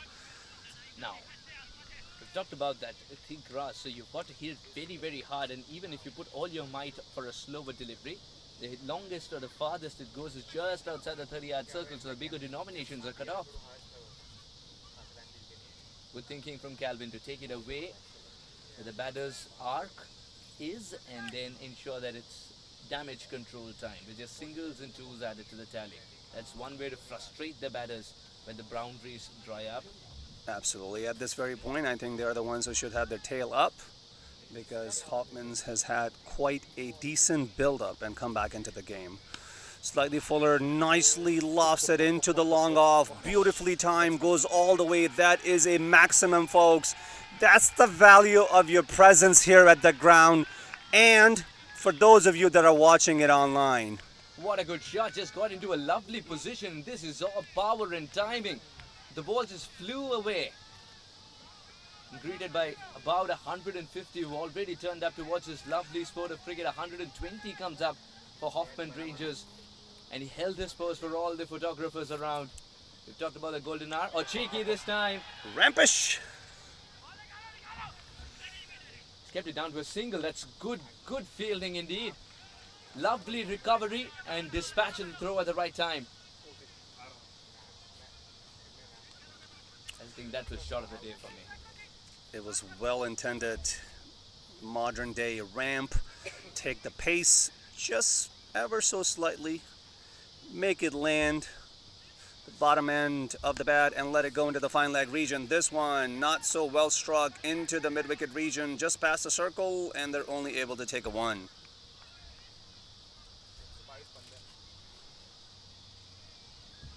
"15 overs gone. The ramp has been created. 122 for 5.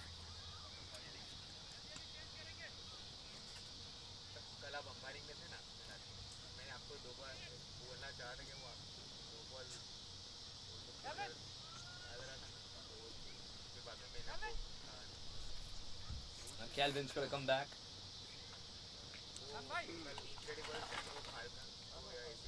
Just didn't want to give away that 6. You could sense it. And Calvin has one more over to come back.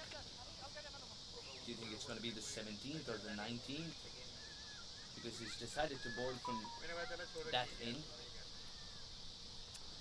What am I thinking if I'm Hassan Ahmed right now? How do I want to proceed for the remaining 5? It's point for choice now that Saad Ali's also bowled really well. So he is allowed to give him another in case. Definitely been the most economical thus far. He's got 1 more to go, and he's bowled all of his 3 from the southern end, which is where the game is proceeding from this point on, or at this stage rather.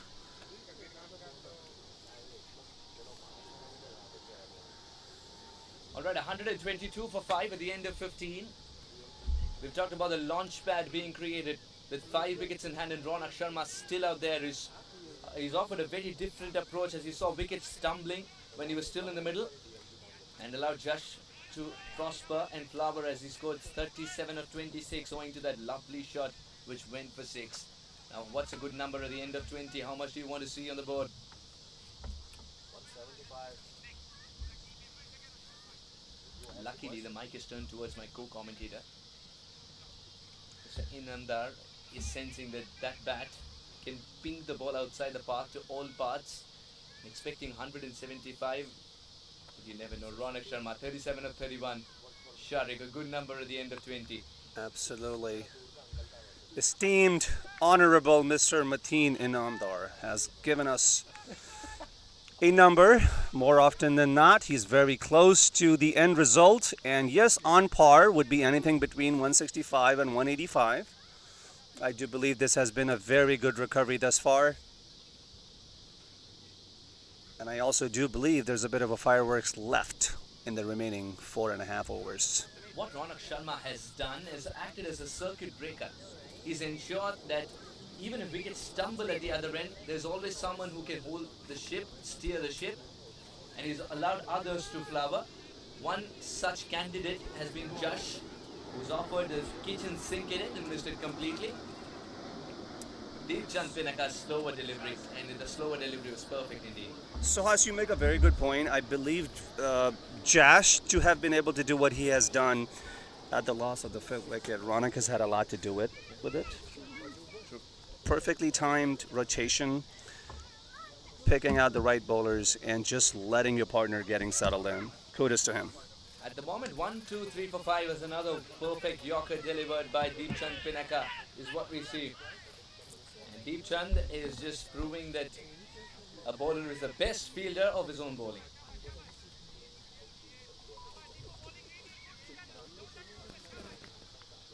Something tells me Essen is trying to save Saad's 4th for the latter part of the inning.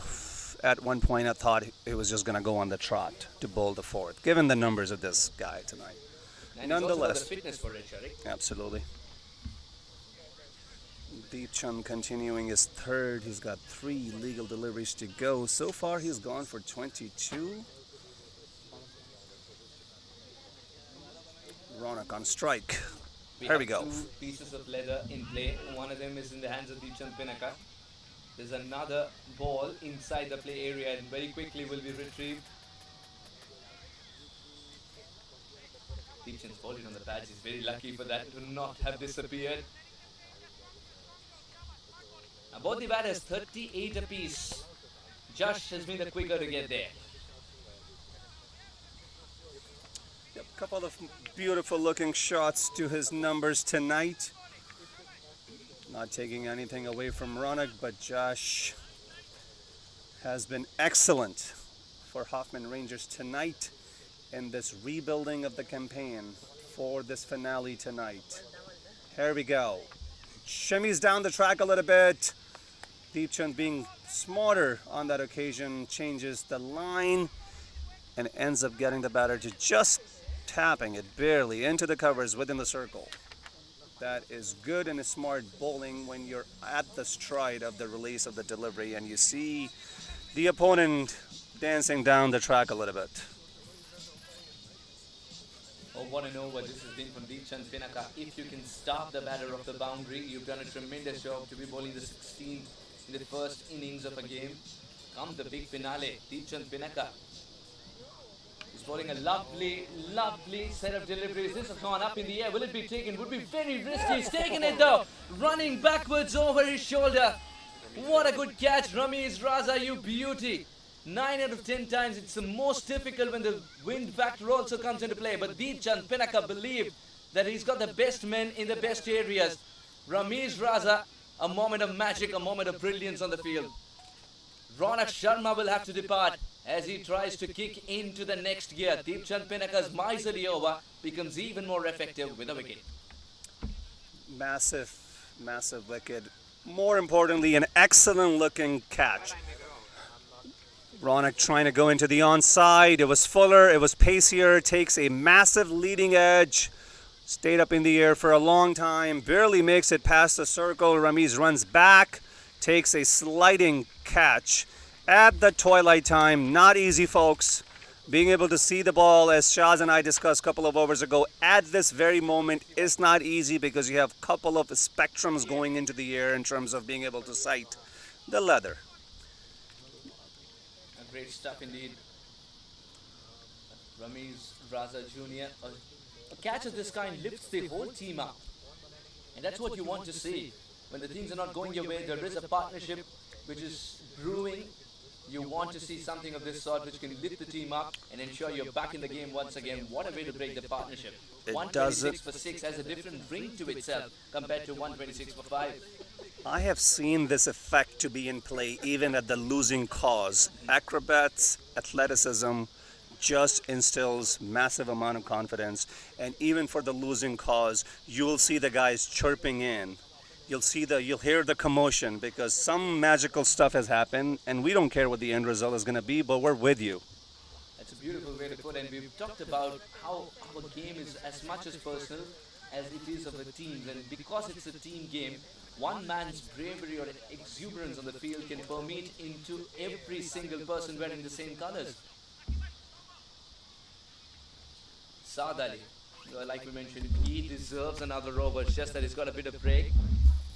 And he's also got a change of ends to be bowling the fourth. Josh has to be the man to provide a flurry of boundaries and provide a big finish as Ahmedullah has just walked in. Ahmedullah, known for his prowess with a ball in hand as well. And today will have to yield that sledgehammer of his to try and tonk a few out of the park. Talked about 175 being a big total come the big finale, but 160 would be a good total as well, given the fact that there are spots on this wicket from which the spongy bounce is a little more than what the batter anticipates. First ball from Saad, and right on the money.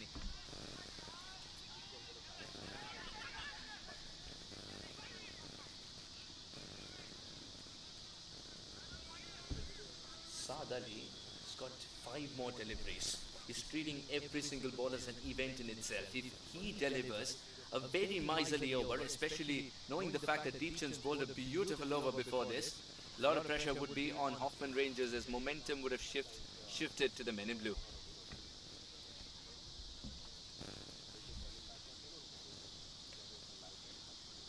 So you see Ahmedullah Adil coming in now, taking his guard. And I've played with Adil before, talked to him quite a bit of times. And the man just likes to hit long. That's his thing. There's no get set Ahmedullah Adil. It's go Ahmedullah Adil. That's all there is. Reminds me of the song from Coke Studios. Yeah. Just go. You see that full swing of the bat right off the bat, and why not? It was a full toss. Don't think that's exactly what Saad was looking for, but he'll run back for two. And give credit to Josh. He's been out there for a while, and he still continues to run very hard on every single run right now. Yes, we were discussing the fact that this game of cricket, especially when played in Chicago, is going to be testing your fitness as much as temperament and skill. It makes you a complete cricketer. It helps you mature as a better cricketer. That transformation can come through if you play a couple of tournaments here in Chicago. And Josh has been up for the task. That is hit with a lot of might, but the ball will trickle to the fielder in the deep to keep it down to a single. So you got to hit the ball in the gap and nail it in the gap with a lot of power as well. Saad Ali has bowled an excellent over so far, just 4 of the first 3. And you see the intent from Ahmedullah Adil. It's all free swings. There's no restraint, and at this point you don't need it. You got to go, and he's looking to provide those extra fireworks for the Hoffman Rangers. Saad comes back, full toss. I think comes from the top of the bat, just from the sticker region. And I know how that feels. Probably look for Josh to kind of shake his hand a little bit. Missed opportunity though. A full toss at a comfortable height. It's a missed opportunity. I tried doing that to Ahmedullah.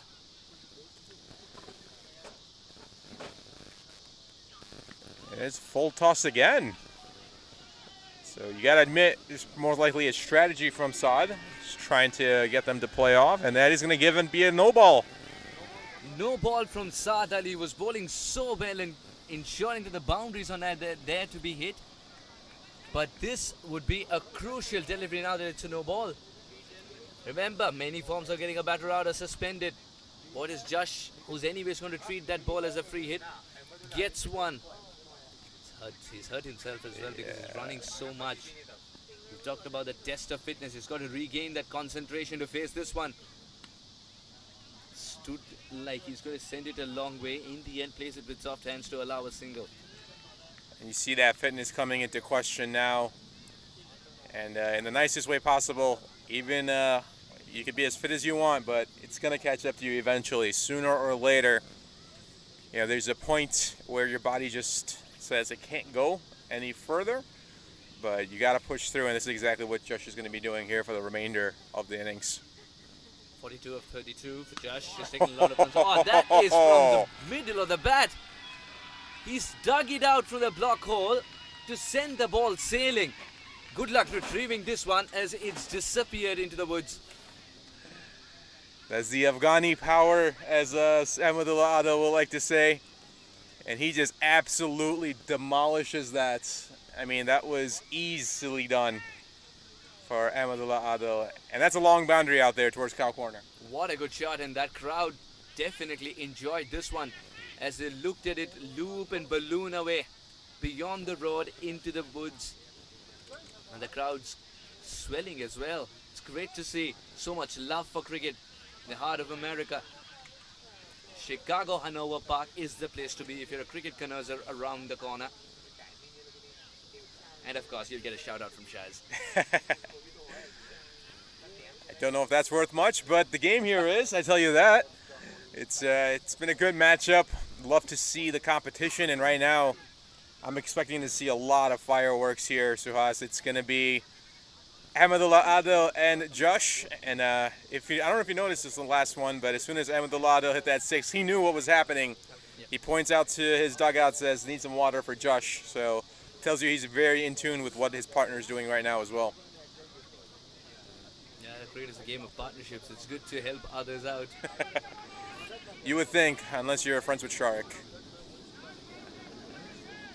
Or is that a gentle sledge or is this beware? He'll know what I'm talking about. He's probably around somewhere. No, Sharik and I go way back, and it's always in playful fun. He gives me crap, lack of better words, and I give it right back. Oh yes, luckily that's off camera and off microphone. I can promise the viewers and the listeners that there's a lot of sledging that happens in the commentary box too. Different colors, purple, tinge of blue, and a lovely sunset indeed in Chicago. They've just helped it on its way. It's a poor delivery, an excellently fielded, a one-handed effort. If anybody deserves a shout out, it's that man who's eventually found himself on the big screen as well. What a good shot. Big hitting you wanted, big hitting it is. Indeed, and you see Deepchand just missing that line and made that length a little bit too much. And that's the biggest thing, is Josh is able to extend his hands. If you can crowd the hands, you make them stay close to the body and not really get those arms extended, that's when you can continue to singles and doubles. He's called for 2 because he wants to retain strike. And we'll get to, in fact, this is 50. That is the half century for Josh. It's a well compiled half century, assuming responsibility when it mattered the most, playing around Ronak for a while, ensuring that his team gets to a crescendo finish, 2 away from what will be a psychological total as Josh reaches his milestone. 50 or just 34. Come the big game, the champion delivers.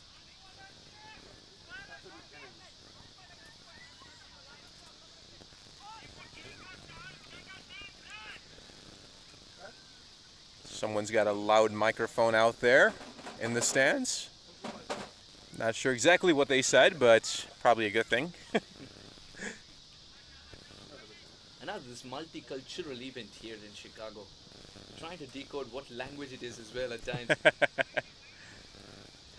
We'll wait for the umpire signal. Eventually the arms do spread, and even a wide is being cheered on by the men who try to camouflage themselves for a jersey. Yeah, early on in the innings, they were definitely camouflaging themselves, but now a little bit more, the shoulders are a little bit broader, the chest is a little bit further out, and rightfully so, they fought back hard. Deepchand Pinaka, his reply is much awaited. It's a better delivery.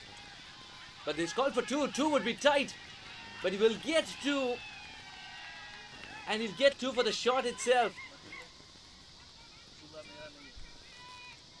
52 of just 35 as 150 comes up for Hoffman Rangers. You see, Deepchand has actually changed his action quite a bit throughout the season. In the beginning, he had a very Bumrah-esque style, then kind of going back to his natural delivery. And you still kind of see little shades and peaks here of different variations that he does put on. That's an excellent, absolute deadly Yorker. And well played by Josh. But that's textbook right there. Yeah, that's one delivery which you don't have to worry about the surface with. If you can land it right, it's difficult to hit away. Ahmadullah was the only man who looked like he can hit a Yorker away for a long 6 with a helicopter shot. Now that he's at the non-striker's end, it becomes a great weapon to Josh.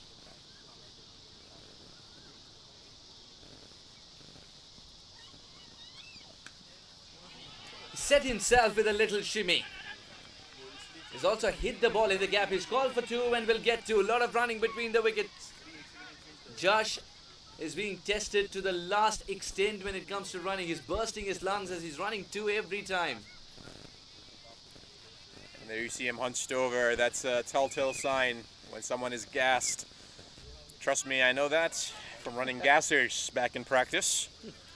They're never fun, but this is where it pays dividends. And you just got to extend those lungs, try to stretch yourself out as best as you can. And in through the nose and out through the mouth. Tells you the importance of that 6 first up as well. Oh, what a fantastic finish. He held the shot ball. But well, that ball's efficacy has been robbed completely as he's overstepped. Deepchand Pinaka's front foot has misbehaved. It is going to be a free hit and it is going to be game changing. Oh, it's the second bouncer. I beg your pardon, it's not the front foot that misbehaved.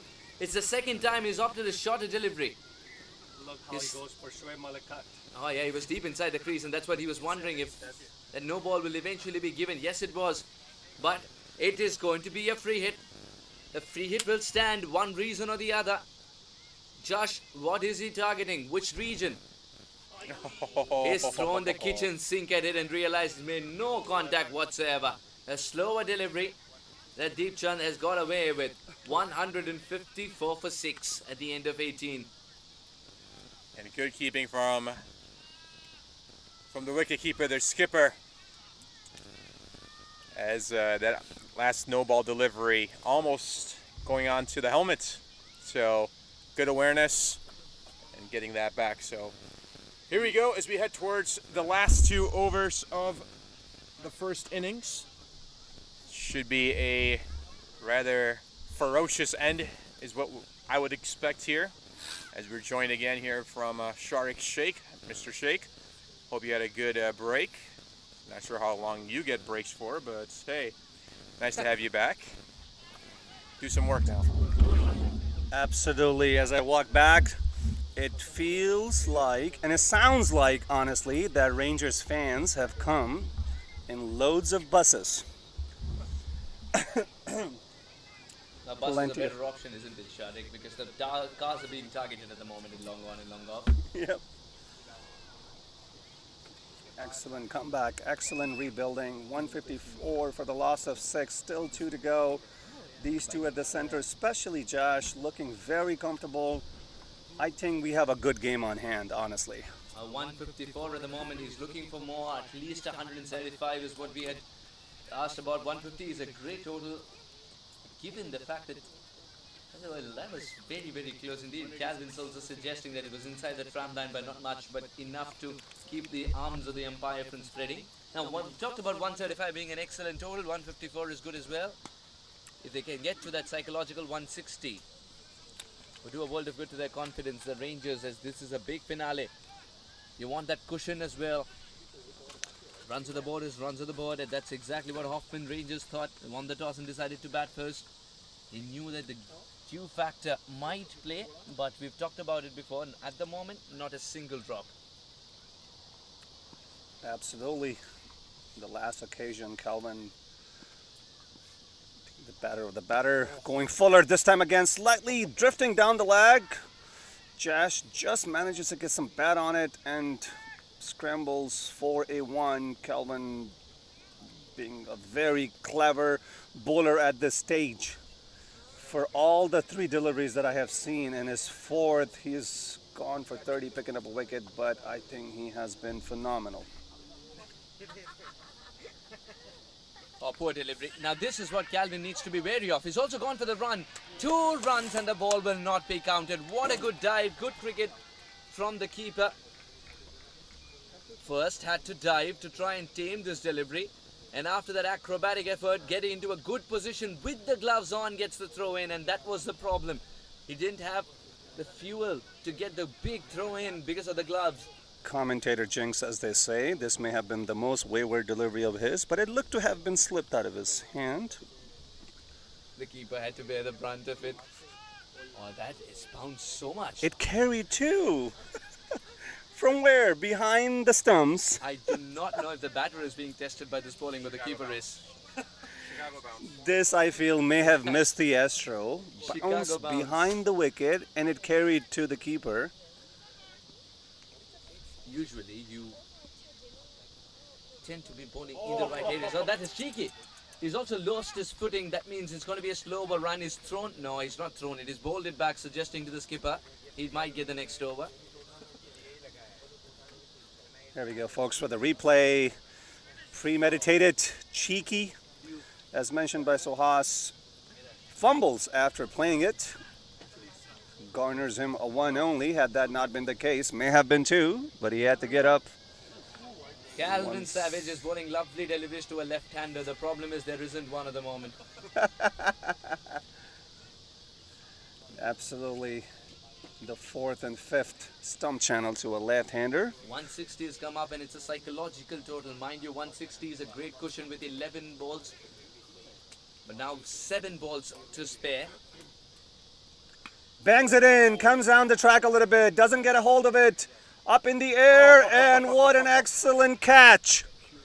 7th wicket goes down. Kelvin picking up his 2nd. Here we go for the replay, folks.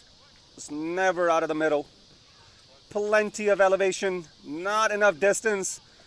Wicket belongs to the fielder.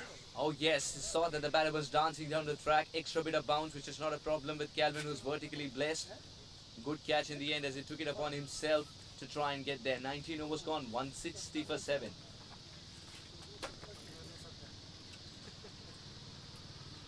Despite having lost 3 up at the top within the 3 overs, Hoffman Rangers have to back themselves up. They've got decent, competitive, on-par score to be able to come back and try and defend it under the lights. I wouldn't have it any other way, Suhas. I want a competition. Boy, do those 400 people who tried to turn in over here. Some of them are camouflaged, I understand. That's because of the jersey and the support for their side. It's going to be a while to be trying. It's going to be quite a task to be counting them as well. Because you don't know how many are coming through the gates. Some of them are literally hiding. And look at the conferences being had in the center. This tells everyone that they know the last 6 deliveries is not meant to be taken as a joke. It could be do or die. It could be a game breaker thing. Yes, they had a fantastic start as a fielding unit, but they know. Absolutely, every run is worth saving if you're the team in blue. Every run's worth scoring if the team in camouflage. And the fact that we're reiterating it, something which is very well known in cricket, is because this tournament has a history of going down to the wire, especially when it's a finale. The super over. Now 160 for 7. Now Calvin Savage, talking of super overs, he can deliver one. Boy, can he deliver one. Man on your screen. Just a couple of days ago, bowled an excellent super over in MILC, and now he's taking a terrific catch as he assumes his position in the team.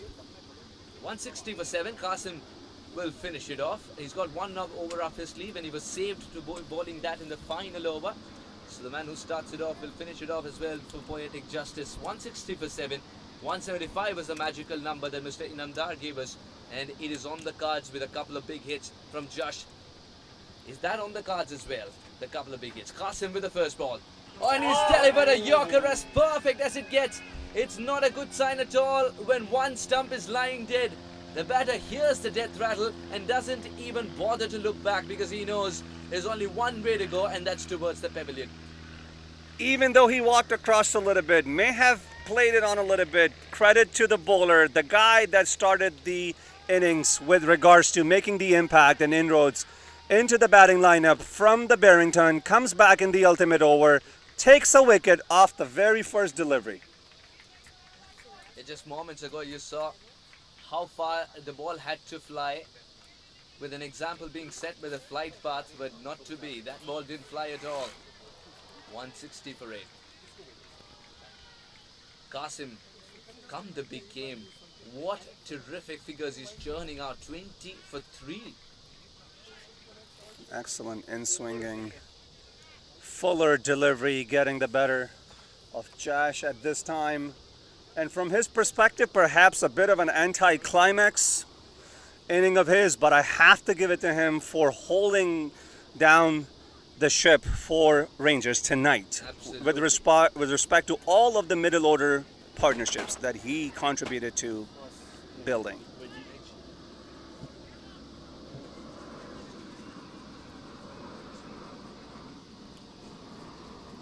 Here we go, folks. 5 legal deliveries remaining in this ultimate over, being bowled by Qasim Khan. At the center, we have Abdullah and Sikandar. Sharik, there is an imminent danger of being bundled out as well. It's the 5 deliveries. They've got to face it too. In 2 minds here. Absolutely. Slows it down this time. Down the leg. Of course, is going to be given as a wide. The intent may have been right. Slightly drifting down the leg. massively slow delivery on that occasion from Qasim, resulting in an extra. Good intention, bad execution. Got a bright spot behind the batter. Now, when the keeper crouches, it might look like halo, but I can promise you it's not. That's the headlight of a car. It's a bright spot. It's got to stop. Just like you have a side screen for the batter, the umpire needs to have a good view too. And right behind the side screen, we should have 4 block spots. Oh yes, why not? You can also see the lens flare now as we're trying to show that to you. But this is a photographer's dream, to be honest. But as far as the aesthetics are concerned, it's sorted, but not cricket. The most comfortable spectators right behind there would be the pickup truck bleachers. Qasim back at it again, did offer some bat to it, but didn't make any contact whatsoever. 161 for 8 and a priceless dot ball. He needed to get it in the corridor of uncertainty after being wayward. Qasim will feel much, much better. And so, isn't it really a tough job for having come in at this stage, yet to get off the mark, yet expected to be able to make the most of the last 5 or 6 deliveries? That is the nature of our sport, isn't it? You might have to be bringing a sledgehammer instead of willow in the middle to try and score as many. He's made contact. That's a good one for a start. He's called for 2. Don't think the 2 is possible. It will be a single. Saad Ali is a very good fielder with a good throwing arm. There was no second there, so good decision for the 2 at the center for not making the suicidal attempt. It will content with 1. 3 legal deliveries remaining in this final over. Abdullah having gotten off the mark. Sikandar on strike to face the first. Bangs it in, slightly slower, right down the middle, swing and a miss. Nowhere near the ball. The bat, that is. It's very difficult to hit away. The moment you come in, you're asked to score as much as possible. Talked about that. Really no time to get your eye in. That is the sport. If you're coming in at the final over, you're trying to swing for glory. That occasion misses it completely. Qasim, can he deliver 2 more very good deliveries which will not cost his team much and get the momentum at the halfway stage? Or will the Hoffman Rangers find a way to score more than 165? That is a psychological total in mind. 162 at the moment with 1 more delivery to spare. Absolutely. On that occasion, on the last delivery, it was well negated. It was Fuller right into the block hole. Drilled down the ground 4, which would have been a 1. But Sikandar stays on strike. Here we go, folks. Final delivery. Slows it down again. And bottom edge of the bat. Into the air, into the offside rather, past the circle, and I believe that may have only been a single. That completes the inning, 164. So the target for Barrington is 165. Yeah, 165 is a magical number that Barrington would be after. Hari Joshi, Fahad Babar, Jamin Patel. The engine room did not fire today, but Ronak Sharma stood like a rock. After that, another slump only for Josh Patel to ensure that they get to a respectable total. The Hoffman Rangers would be thankful for his 56 as they eventually manage 164 and have given a target of 165 if the men in blue want to be pronounced winners. We're coming to you live from the beautiful Hanover Park. There was a lot of bowling today from Calvin Savage, 2 good wickets. One of them was a fantastic catch indeed, and Qasim would be the pick of the bowlers with his 3 wickets at the right time as well. If you can churn out figures of this kind with an economy of 6, boy, are you a gold, worth your weight in gold for the captain. Deepchand Pinaka in his 4 was very expensive for his liking, and Okari Sims was just given 1 over as he was taken to the cleaners. Nicholas Thomas, who puts together a great show, picked up a wicket today but did not get to bowl the fourth. Instead, Saad was the man to go all the way and bowl his 4 overs without a wicket. Wickets fell at regular intervals, but 160 was the last one to fall at 8 wickets at 160. After that, just 4 runs added to the tally for a good finish as far as Qasim is concerned to gain some momentum. 165 is the mission that the men in blue would be on. Would they be able to get there? We'll find out. I'm Suhas Vedam, joined by Sharik. We'll be back in just a moment.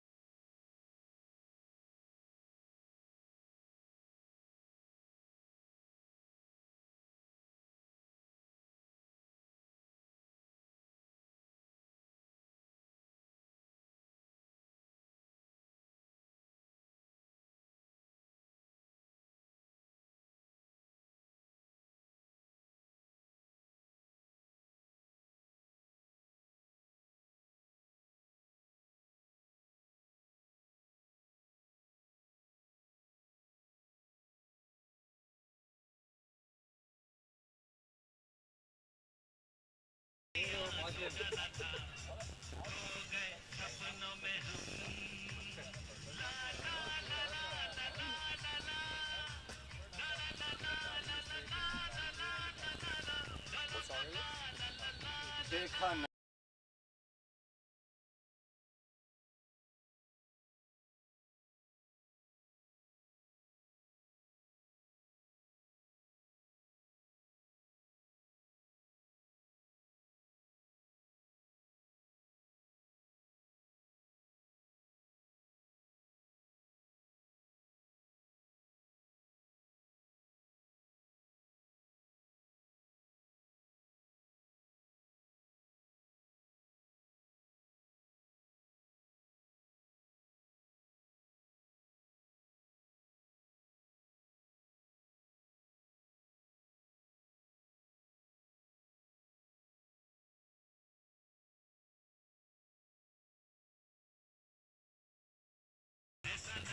The sound is so bad. Yeah, The it's speaker so is sad. like pop, pop, pop, pop, pop. It's not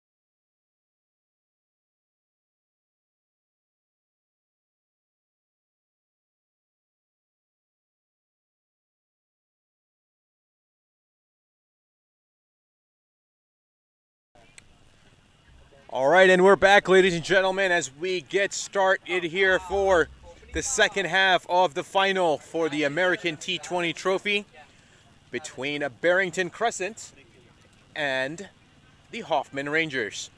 So quick break, maybe a little bit of a longer break than what we're used to at the American T20, but that is the final, and that is why we are here tonight. So we've got a target set.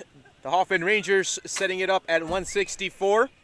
Barrington Crescent needing 165 to take home the trophy this year. Can they do it? To be seen. We've got two maestros with the willow out there on the pitch between Ramiz Raja Jr. and Saad Ali. So the lefty-righty combination shall be good. See what's going on as we get started here ever so quickly. Give it just a few more minutes. Umpire Amaya just hanging on to the bowler, and it looks like it's going to be Vineet Sinha.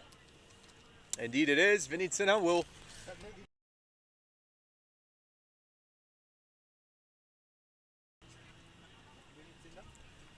So here we go. Umpire Amaya just waiting on that one final clearance.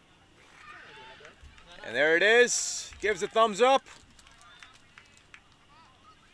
And he gives the go-ahead. So here comes Vineet Sinha facing Ramiz Raja Jr. And as I say that, Ramiz says, "I'm sorry, hang on one second." And that will be a dead ball. So I'm back here in the booth. Joining me is my esteemed commentator. And I'll tell you what, Yeah. the victim of a couple of your pranks in between. Suhas is back. Oh, first one takes it out towards deep third man.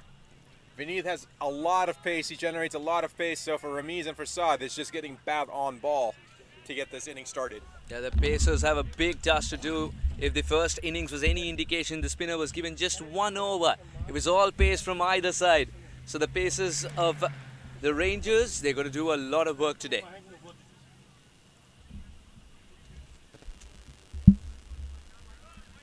The Barrington Crescent start off. The reply has begun. The run chase has begun. Indeed, the chase begins. And just as I say that, Sharik Sheikh joins us as well. Hopefully my car is in one piece. We'll find out later when I get back to the parking lot. Aren't any empty spots out there? Oh, he said there's no empty spots out there, so now I'm really scared. So now it's going to be Saad Ali, the aforementioned former Pakistan cricket lefty. Swings. That's going to be given a wide. Yes, the arms go out. Umpire Amaya, one of our esteemed umpires here in the American T20 trophy. So what are your thoughts so far here, Suhas? It's been a rather long break than what a T20 is used to. Do you believe this is going to have any impact on the Hoffman Rangers' momentum? It absolutely will, and it's a very good question as well. They absolutely will. And this will too. They've got to up their ante. Now we'll also see some dew. So far, as long as the break was, we were also rubbing our hands in the grass, and we realized there was no dew. But the indication is that it'll come in, and it'll come in slowly. Vineet Sinha has got to get it right. He can't allow the wide deliveries too much. It's a big finale. They've got to be 100% at all times. And I also told you that it's going to be the Pacers' work here. They've got to do most of the bowling. It'll be interesting to see what Ronak does along with M. Babar. Dot delivery. Indeed, Vineet, he generates quite a bit of pace. One of the quicker pacers here in the American T20 trophy. You see him always taking a deep third man because he's aware that the technique against him usually is get bat on ball and let it fly. That's usually how batters like to attack Vineet, and rightfully so. He's got a deep third man in play, and looking to see the camouflaged out there are the Rangers. A deep third man and a deep fine leg, it seems like, for the righty Ramiz Raja Jr. International quality out there. In fact, both them have had international success for their former country, Pakistan. And different era when it comes to international success. So they play a lot of cricket across eras. There's a lot of talent and experience in the middle. Good adjustment by Vineet Sinha.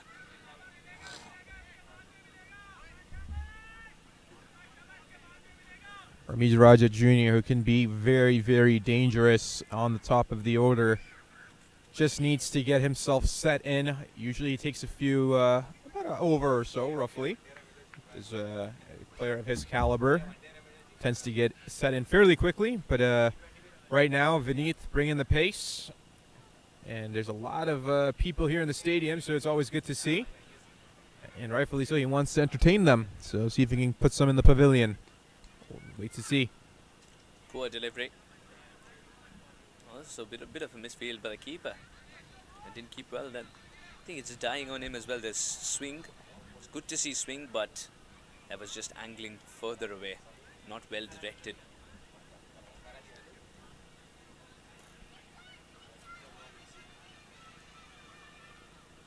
You got to steer away from the mosquitoes as well, the batters. Indeed. Oh, what a shot. What a shot from Ramesh Raja Jr. That is class. A maximum of the highest order. Just lays back. Look at that. Just the back foot balanced. Just uppercuts it. And that's on the meat of the bat. I think it's one of the most stylish shots we've seen the entire day. Just riding the bounce and absolutely in control. The ball flew, and it's lovely to see a white dot in that black sky. This has just begun. The Barrington Crescent, the men in red for some reason. Don't go by the jersey color for this particular chart. The first over yielded runs no matter which team batted. 10 for Barrington without a wicket. It's good that they didn't go with the Hoffman Rangers colors, or else we would never be able to see that score, just like their jerseys. Now there is the worm for Hoffman Rangers.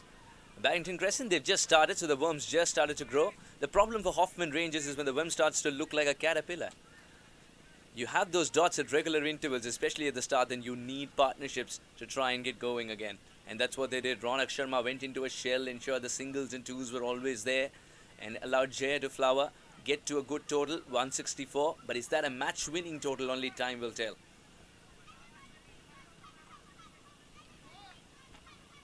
Saudali.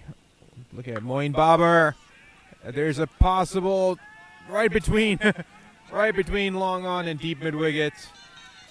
Saad Ali would have had his heart in his mouth. That was hung up in the air. Moin Babar is not happy. He thinks it is a big opportunity indeed. But yes, wasn't fully hearted as well. It was just half-hearted. That could have been taken, but the field placements were such that they were very, very wide. The field has a huge gap to service. At the end of the day, Saad Ali is not only off the mark, he's also looking good with a crisp shot of this kind. Inside out, that'll travel for 4. There might be dew, there might be thick grass, but that was hit with so much might. Moin Babar has got to be careful of where exactly he's pitching. There's the bit of drift that he's getting, but there's still enough gap and enough of the bat to come through. Beautiful shot in the end for Saad. Indeed, and if you see that he's got a little bit of a snapping of the wrist, if you will, and his follow-through for Moin generating that drift that you're speaking to. It's interesting to see if he wants to correct that and be wary of not overcorrecting, because that's going to go right down the leg. That's going to be easy pickings for Saad. Absolutely. Took it on the full this time, but the result might not change. Just waiting for the ball to die in pace, which it eventually does. 2 more runs taken. If the first innings was any indication, you've got to be at your best at all times as a batter to try and run 2 every time it crosses the infield.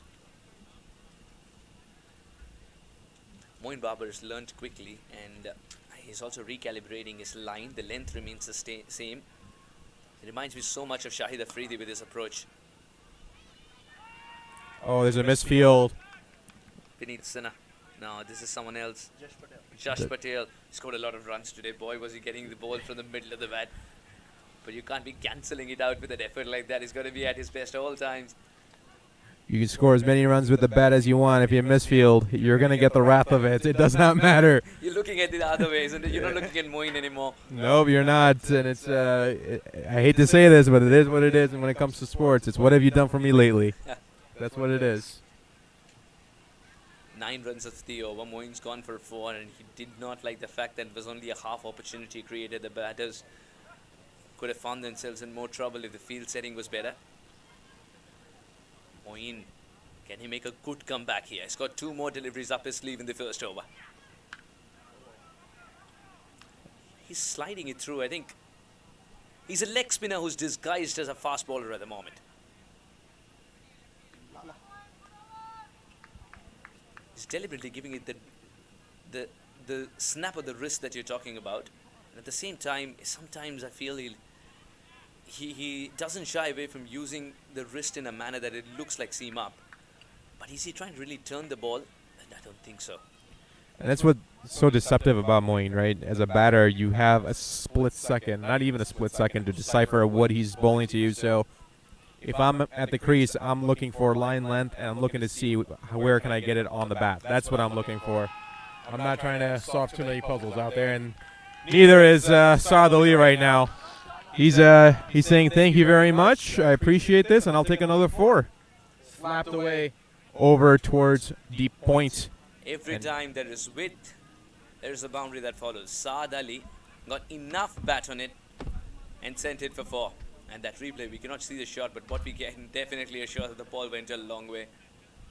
Suhas, that shot, a la Saeed Anwar. Big man would have been proud of him. They share the same city, and hopefully this guy is developing the flair that the big man has. Yeah, that's a big name. The genius of the inside out. Yeah, those Manhattans, they have a long way to go. If you're taking the architecture tour of Chicago, you know how those wonderful buildings can look. It has to be equal to that at least. Barrington Crescent want to be pronounced winners at the end of the 20 overs. The Vermin Red is hiding behind the Vermin Blue. Hoffman Rangers went all the way. You could see that big gap between the 10th over and the 17th over. That's when the partnership was laid down by Ronak and Josh to create a crescendo finish and reach 164. It's a good enough total, but only if the Pacers bowl well. Very good delivery from beneath. He delivers a heavy ball. Bangs it in. Kind of got stuck in the surface. Well defended at the end. Do want to give a quick shout out to the people that made this spectacle happen. It's not an easy gig. It takes an army, folks. From the umpires to the match officials to the ground officials. Last but not least, production crew to be able to bring up and provide you the multicam setup under the lights. So thanks everyone. And thanks to those who are watching and present here at the ground tonight.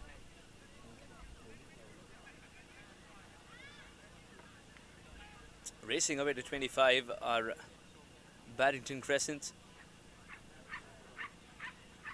What a good start this is. And Saad Ali, be mighty pleased with a couple of shots that have pinged off his bat. He's such good at adjustment. He's so good. He's such a good cricketer, Saad Ali. When you try to hurry him, he still has so much time. Such a pleasure to watch. Watches it until the very last moment. Jumps up a little bit, defends it off the back foot.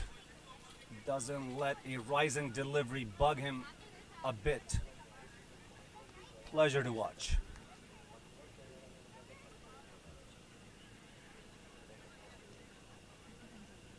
Two different kinds of cricketers, very contrasting cricketers getting the job done here for Barrington Crescent. Ramiz Raza, he loves to just hold his shape, and Saad Ali loves to rush through the delivery. Gets into a good position while he plays that shot. Very orthodox, both of them. Saad Ali can lean into the unorthodox ways of scoring runs as well. That's what makes him a little more dangerous. Excellent start by the two at the center. Chasing 165 in this final of the American T20 trophy. Down the leg, just lifts it up effortlessly. Goes all the way for a maximum. What beautiful timing, what beautiful placement. This is for the connoisseurs of cricket. Vineet Sinha gets it terribly wrong. Ramiz Raza just helping it on its way. That white dot looking like a golf ball in that black sky went so high and landed comfortably beyond the ropes. What a good shot. Such a harsh game that is. Sohas slightly, marginally drifting down the leg, and he picks it up, sends it sailing. From the moment it left the bat, it was going to be a 6. There's something about Ramiz Raza hitting the ball up in the air as well. Looks so beautiful and elegant. Oh, no stopping this one. It's just that he's bored of the sixers, so he's hit one which would be eventually be called for. But no chance for any of the fielders. One bounce into the fence. Very powerfully struck. Yes, 2 contrasting shots on that occasion. This one behind square leg. The other one doing the distance. Wider of the fine leg for a 6. So far, Vineet has gone for 12. Poor deliveries.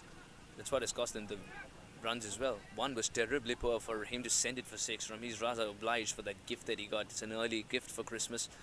And the second one that he gets slightly short, he had to club it away. I still believe he didn't get it from the best part of the bat, but it didn't really matter. You could see how animated Mr. 118, the captain, is. Such as the game's contacts many times, even if it doesn't come off the meat of the bat. The intent is right and the placement and the direction is right. It ought to do the distance, and it does. This is a terrific start with 36 for no loss, chasing in a final. There are 2 men deflating the opponents by ensuring they get as many in the first 6 overs. Looks like this is going to be a game of how many can you score in the first 6 overs and negate that threat of a big target. Because mind you, when you're chasing in a finale, the required rate creeps up a little quicker in your mind. And that is called pressure. Vineet Sinha. In fact, called pressure. Butterflies. Oh, Nicely my struck God. from the front foot it's behind in the the houses. covers. That is a beautifully struck 4. Reminds me Gone so all the way much. for a 6. Flat as it looked like. I thought it was going to be a boundary, but wow. He slapped it. He's just standing tall, riding the bounce, and he's getting the width as well. He's asking Vineet to give him some width, and he's getting it in return. Let's go and retrieve it from the houses. Reminds me so much of gully cricket, where we used to plead aunties to give us the ball back. What a good shot. And the beauty of this little innings from Ramiz Raza, 25 of 10 so far, is the fact that he's not even trying. It's as elegant as it gets. I haven't seen anything that has been a false shot or half a shot. That is proper cricket, and everything that he's laid his bat on thus far has paid dividends. Those are the words, Sharik. Those are the words. It's paid dividends, and it's proper cricket. No unorthodoxy, equally effective, bossing the game of T20 cricket. What a good sight. Ramiz Raza, he's got a magical touch indeed. Not a single shot in anger. And in the process, taking a lot of pressure from his partner, who tends to play flamboyant, like you mentioned earlier. Excellent partnership up at the top. It's a wholesome partnership, isn't it? It's wholesome for the broadcasts. It's wholesome for the viewers watching. They can get a tinge of Ramiz and the exuberance of Saad. This is a good comeback by Vineet. It's good to see that the ball, which has stayed more outside the ground than inside it, has come to an end with a dot delivery. He's got one more over, one more ball up his sleeve. I believe, no, that's the end of the over. 42 this partnership in just 18 balls. Courtesy 25-11 of Ramiz Raza. Saad Ali's 15. Very quick fire indeed. If a flying start was the terminology, this is it, folks. Those Manhattans, they're growing. The Chicago skyline changes at all times. Barrington Crescent is just contributing to that. Just an over ago, that red worm was peaking, and now it is peaking in another terms. The word remains the same, the spelling changes.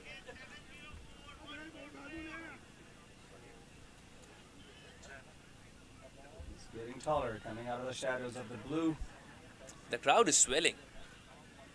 The crowd is swelling by the minute. The word is out that Ramiz Raza Jr. is off to a flying start.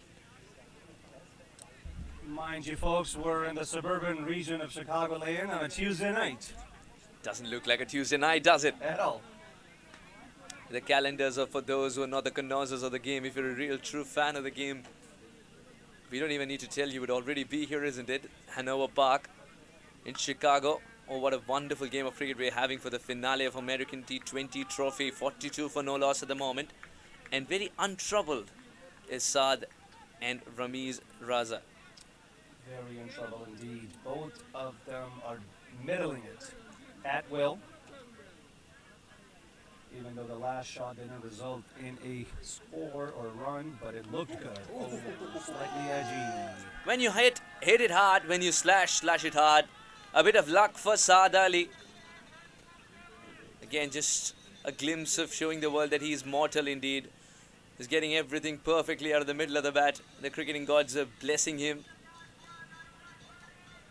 4 more runs, no matter how they come. BCC are enjoying it. Big trouble here. Big trouble for Jamin and co.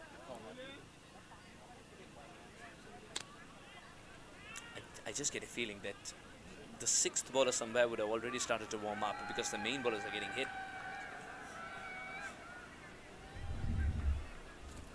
Two in the center look extremely comfortable with this flying at the start. Down the leg this time. Should be given as a wide, and it does. Seconder losing his line. Saad watchfully lets it go. They don't have to do anything with that. Run rate 14.10 in just 3.2 overs. Saad for his 19 off of 9 and Ramiz 25 off of 11. Strike rate of beyond 200. You can almost sense that it's going to be a game of first 6 overs. Knock off as many as you can with just 2 men patrolling the boundary rope and then make it easier for the middle order. At least we definitely seem to be making a much better and more productive use of the power play than we had in the first inning. Again, Wayward goes down the leg, half-hearted appeal. I don't see there being any contact. Excellent work by the keeper. It's one of those stops which they wouldn't have scolded you even if you let it go. So wide the ball was. Sikandar is losing his way. After being hit for 4, he's been panicked. 2 wide deliveries. Can he come back better? And again, an easy picking on the leg side. Runs written all over it, 2 of them. But we'll stick to a single here as Vineet Sinha gets quickly, and you don't want to test the arm of a fast bowler. Yep. If you're heading out in the deep and you pick up a fast bowler and the throw comes back as a rocket, then you kind of missed out. Boy, are they being treated with some fantastic cricket here. The crowd which just continues to swell. There's food, there's the aroma of wonderful cuisine, traditional authentic cuisine from all around the world, in 49 for no loss, the BCC. In case you're wearing blue, you're wearing the right color for the moment. And if you happen to be around, still plenty of entertainment on cards as we see it. Come on down. Just one shot of what would be a terrific half-century of a partnership. Sikandar on his comeback trail hasn't bowled really well. What is he asking now? It's wide. I think he's asking, would that be a legal delivery if you're playing on the adjacent pitch? Adjacent pitch. It was a wide and a half, Suhas. A wide and a half indeed. Oh, he's trying to say that the batter was outside the off stump. This was outside the square. This was 1 foot long and a 6 inch. As if you would have been there with the biggest bat, it still would have been wide. Off the hips this time, just manages to scramble for 1. Sikandar definitely seems to have lost a bit of discipline in his line and length, courtesy 2 at the center. 51, half a ton, and the partnership off of 3.4, run rate being 13.91. What an excellent start. Where is the slower delivery from Sikandar? And I can sense that this is a good shot. This is just purely from the middle of the bat. The fielder will get around it, ensure it's just 2. But boy, is this man growing in confidence now, Saad Ali, holding his shape as he's scoring at 200. Seems to be seeing it as a football at this stage. Also notice if you guys got a glimpse of that, Sikandar showing a little bit of frustration on that delivery. You see the arm action coming a little bit quicker. You're seeing the intent to really generate pace. And oh my! What a shot! Dear Lord, watch out for the cars in the parking lots. Somebody's premium's going up. Are you sure? Because I think it's gone into the kitchen. Wow! One roasted ball from the tandoor, please. No half measures. And the sixes are just growing and growing in size and distance. That has to be the longest six on this ground. I would be surprised if they'd retrieve it and in the same shape, even more so. I have seen, Suhas, I've seen people hit on this ground from the likes of Sohail Tanvir to Kamran Nakmal to Sohail Khan to Calvin Savage, who's playing here, who get hit long. That was the longest shot I've ever seen here, hands down. And Saad Ali is not a man who's built like a tank and will show you the biceps after hitting it. He is just getting it from the middle of the bat. That's timing. That is, in lack of better words, that's a pure grade 1 English willow. Oh, yes. Saad Ali, in case that is auctioned, I can promise you there's a lot of bidding coming in from Chicago. A lot of bids. He has ensured that Jamin has constant headaches. He's given it to the spinner, Ronak Sharma. And look at the Barrington Crescent worm. It's took off. It took off like the ball that just landed nowhere. Or it did somewhere beyond Hanover Park. Ronak Sharma is inheriting a scorecard that he'll never be proud of. 59 for no loss and the Manhattans are growing.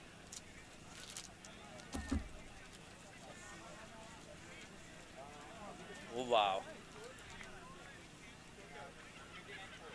Ronak Sharma, can he provide the breakthrough? It has been a terrific first 5 overs, first 4 overs for BCC.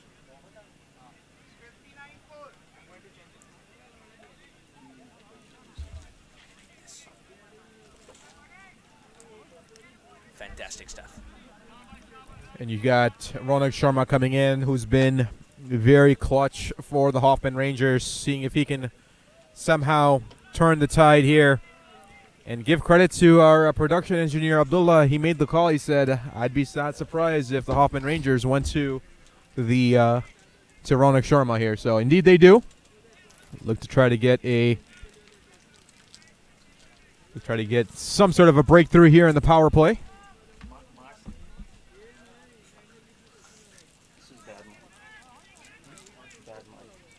Feedback. We're not coming.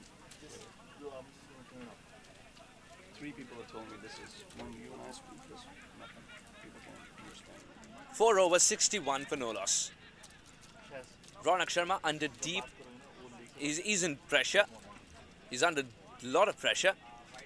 And I also think Ronak's in deep trouble because, mind you, only one spinner bowled in the first innings. They've already tried one. If Ronak doesn't get it right, he's going to travel. And you will see wides as well because Ronak is expecting the batter to dance down the track. But Saad Ali is asking, when I can hit shots as big as the last one, standing inside the crease, why do I need to venture out? No reason to take that risk, right? Why would you need to do that if you are getting the ball essentially in your sweet spot and he just slaps it right past point? Ahmadullah Adil chases that down about 45. Strong throw back to Jay Desai. Comfortable too.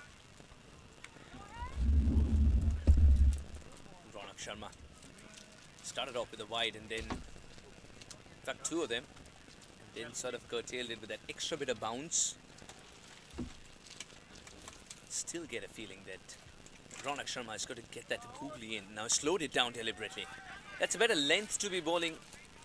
It's a better line to be bowling if he's not predictable enough. He's just get a feeling that if he bowls another one in that area, Saad will set himself up for a sweep shot.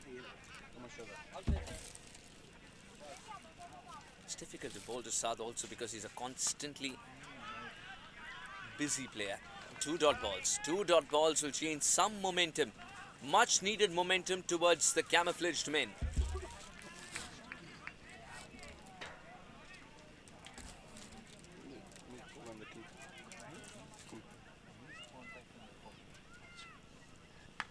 Saad dances around, gets it in the gap. There is protection in the deep to ensure it's 2, and 2 it will be. 2 is a plenty at the moment because the Barrington Crescents have got off to a great start indeed. But Ronak's over has been the quietest because there have been no boundaries so far. He needs to close it out well.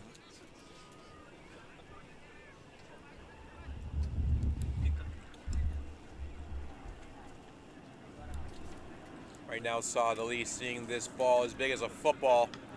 Indeed he is. Right on and cue. Oh my. Right on cue. What a shot again. Just when we felt there is not a single boundary in this over, Ronak misses his mark. Saad Ali doesn't miss out on the opportunity. Telling you very honestly, ever since the second innings began, the ball stayed outside the park more than it's inside. I would, in the simplest form, say I concur. Saad Ali 38 of 17, while Ramiz Razas 25 of 12, looking a little diminished. Oh, he's got it again! Would you believe it? This is a crack of the willow and no stopping that. That is hit clean as a whistle. Saad Ali, you beauty, 44 of 18, and BCC are in a hurry to get this one done and dusted with. This is pure class, pure elegance. Saad Ali, a man to watch out for. If you're trying to buy a house there, just forget the car. If you're trying to buy a house there, make sure the window panes are covered. Wow. That's all I have to say right now. This is hitting in its purest form. And you know what? I actually do it a disservice by saying hitting. This is batting in its purest form. There's a lot of hitters out there who can hit like this, but there are very few select batsmen who can hit it as elegantly as Saad Ali is showing us here tonight. And more importantly, it was a long break in between. These two have not lost focus for 1 split second. The constantly evolving skyline is what the architecture tour tells you in Chicago. Have a look at this. Saad Ali's got something to contribute to that too. These Manhattans, these wonderful high buildings, courtesy Saad Ali. And yes, Barrington Crescent have decided, the worm has also decided to take off. This worm is headed to mission 165. What a good start. I mean, I did economics honors, not that it matters in any form, because I loved economics, she didn't love me back.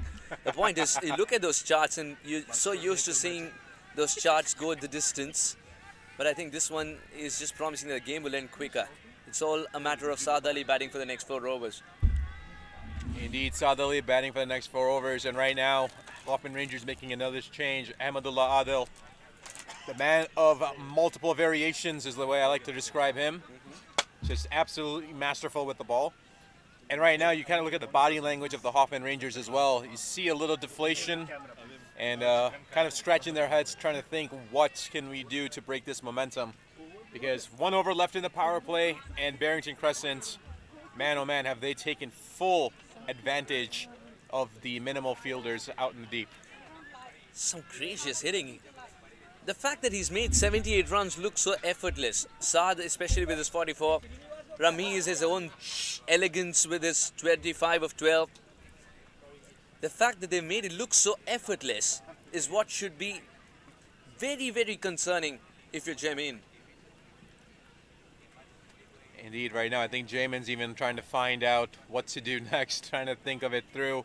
He's there standing currently at just in the covers, mid-off, shall we say, between mid-off covers. And right now, Ramiz Raja Jr., who's been, I don't even want to say spectator, but he's been, Wow. he just shows you what he can do as well, as they're going to run back for 2. They run back quickly, and there's an overthrow. There's an overthrow. It's going to get over Noman's head, but no runs. It's probably the right call, the way Ramiz and Saad are currently hitting. That should have been run out had he pouched it. The batter was miles away. The replay will tell us a tell us the right story.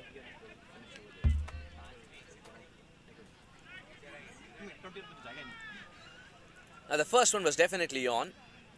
For a rare moment, he didn't get it from the middle of the bat. It was a good throw, mind you. It was a good throw, but it's just the square in which this game is being played. We'll try and get you the throw if possible. Now, we don't have the throw, but what I can promise you, the throw was such that it was at the base of the stumps, but the square is where it pitched and the ball bounced. Must have felt like a bullet whizzing past the ear of the keeper. Oh, this is a crack from the middle of the bat once again. Ramiz Raza doesn't want to miss out on the party that he started to host and Saad took over for a while. No, this is a absolute clinic of batting, and it's not just brutal long hits, it's elegance, it's variations of shots, whether it's on the leg side, whether it's on the offside, long on, long off. It's, what do you say? Even as commentators, we tend to lose words in terms of what's going on, and there's a dot delivery and a very half-hearted appeal from the Hoffman Rangers. And it's a very good delivery as well from Ahmedullah. That dot delivery. That's why you need to be cut down in the room. Every time they've given room, the ball has just flown away. The fielders are redundant at the moment if you give room.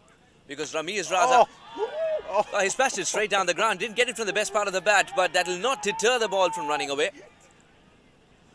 Vineet Sinha covers a lot of ground to get the throw in eventually, and 2 more runs added to the tally. BCC off to a flying start.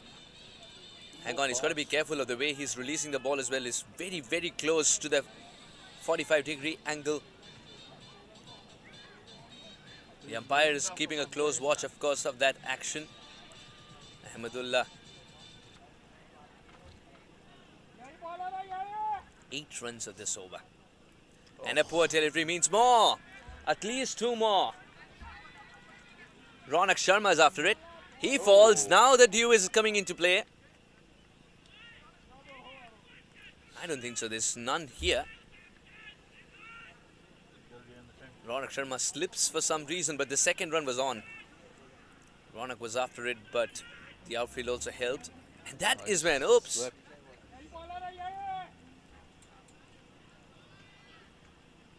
Just got to say that I love the batting exhibition that is there to be seen for everyone right now, because 88 for no loss. Look at the 9 runs they've scored in this over. 1 which just flew away for 4. Apart from that, a lot of running between the wickets. If you're a young kid watching from any part of the world, then here are your heroes. This is the right way to hunt down targets. Score the boundaries, but always concentrate on running between the wickets as well. We'll wait for the umpire signal. It is wide indeed. Very watchful Ramiz Raza, not getting carried away with the momentum to offer the bat to every single thin thrown at him. And that's speaking to the maturity of the batters, right? Not letting the emotions get in between what the task is at hand. And you speak to, using this as a lesson for young kids around the world as Ramiz Raja just slaps that out towards mid-wicket. It's very true, right? You got the chase, there's an art to it. There's very few captains or batsmen in the world who understand, in my opinion, one of the best, Virat Kohli, master of the chase, as he's known, Babar Azam at this point in time, Kane Williamson. So you have these names who don't let and MS Dhoni, I can't forget him, as they know what to do and when to strike. That's the key difference. As you take a look at the,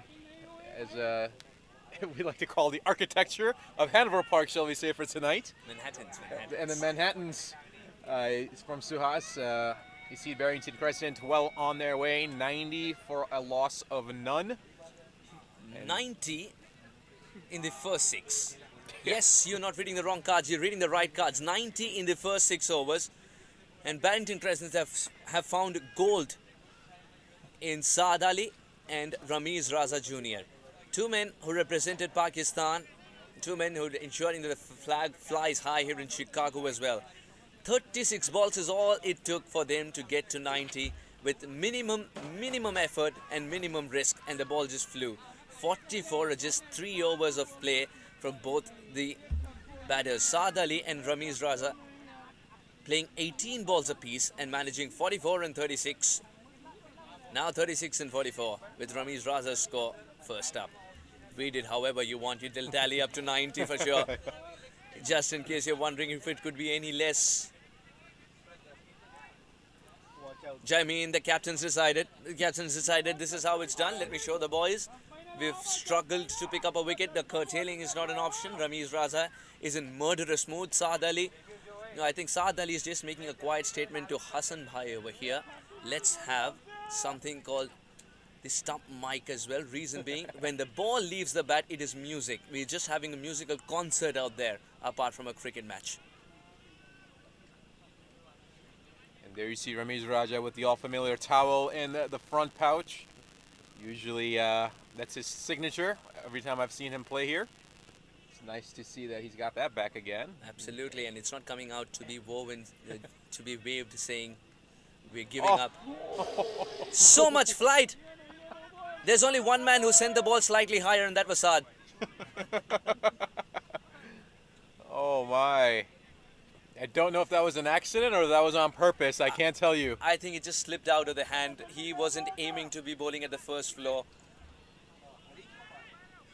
A slight change in field, and he'll also make a slight change in release point for sure. Released it too quickly. Man on the offside now. Man at very conventional point becomes a slightly backward point, but still inside the 30-yard circle. The covers is standing at the edge of the 30-yard circle. The umpire has to do a lot of running. Eventually gets into a good position to judge if it's going to be a no ball or no.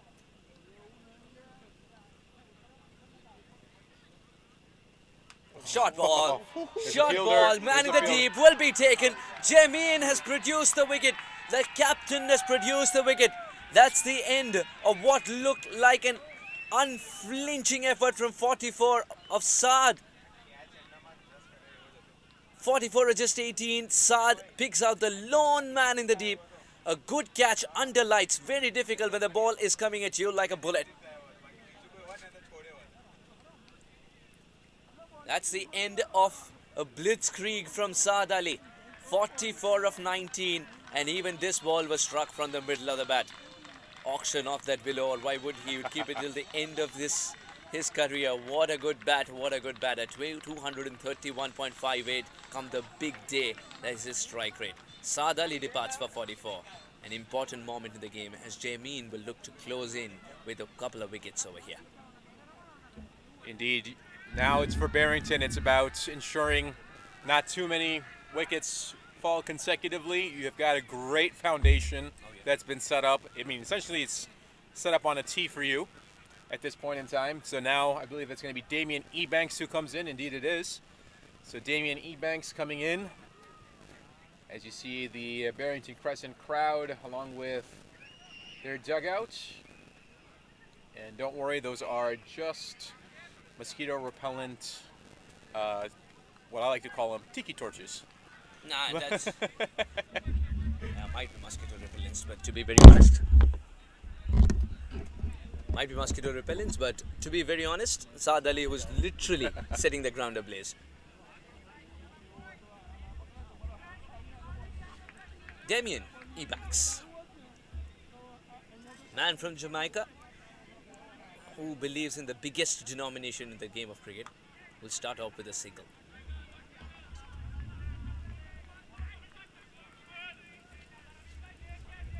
How important was that wicket in Jameen's good captaincy as well to bring himself on. He realized that his main bowlers are being targeted, why not him? Starts off with a single, puts the pressure, picks up the wicket. Now a single on either side of that wicket. Only half an over done and dusted with. A lot relies on Ramiz Raza, who's provided a great foundation, as Shah's rightly put. 37 of 19.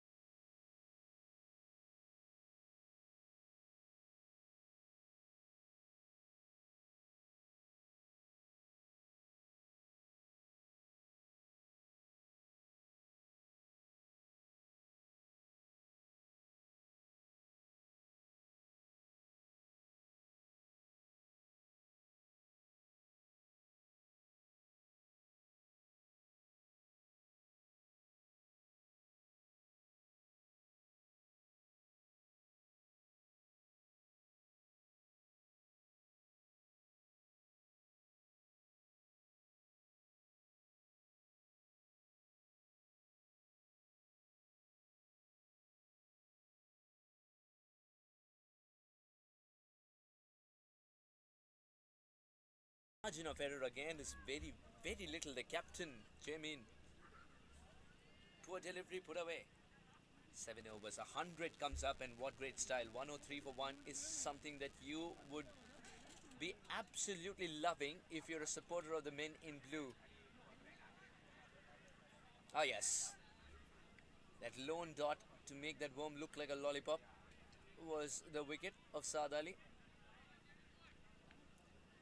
That took off. Now that's the calculation after the last over was considered from Jamin.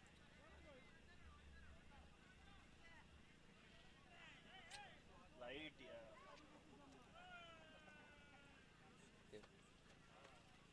Or the light of the car has to be switched off as those are in the frame as far as the batter is concerned when he's readying for a delivery. And I tell you what, whosoever owns that car, he is getting a shout from 700 people as the game is stalled. And those are the people absolutely enjoying a game of cricket. And what a game for a finale. It's been that kind of innings that you would even pay to watch in the heart of America. What a good cricket match we're having. Saad Ali has been a superstar. 44 with his splendid effort with the bat in hand. And Ramiz Raza is still out there. And as long as he is there and batting in this style, there is hope for BCC. And there is a lot more promise about a lot more people coming in. You know what they say, the boundaries and sixes bring the fans in, and indeed that's exactly what's happened here tonight. As Ramir hits it, more of a classical shot, just drives it down. Rather rare here today from Ramiz Raja Jr. And it's albeit just a quick single. Excuse me, had a little lisp there for a second, not sure exactly why. Probably all the mosquitoes that are biting me. You want the torch? Yeah, why not? I mean, the torture, better. Yeah, I'll take Saad Ali's bat. I prefer that instead. No, that is only to swat a cricket ball. Boy, what a good hitter with what a good weapon. 103 for 1, that is the story. It is a sorry story if you're buying one of the camouflage shirts. But if you're a supporter of Barrington Crescent, then you would be smiling ear to ear because looks like the trophy is coming home with a kind of batting display from Ramiz Raza and Saad up front, and now Damien Ebanks 12 of 4. More wickets required, and Ahmadullah needs to provide not one but two. But in this game of cricket, as they say, one brings another.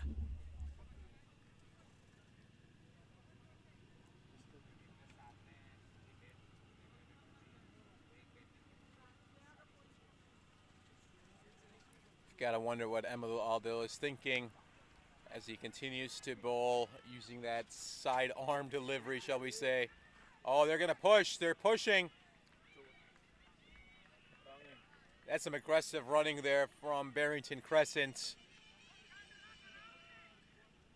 Not sure if you really need that at this point in time. Maybe not the risk at this point in time you need, because again, you don't want to lose any more wickets. You want to continue to just rotate. And if you're Barrington Crescent, you take what the Rangers are giving you. Why not? It's worked so far. Oh, it's worked. 107 for 1. Chasing 165. In just 7 overs, 107. Now this has to be stopped. Yes, will not go for that single. Single would have been suicidal.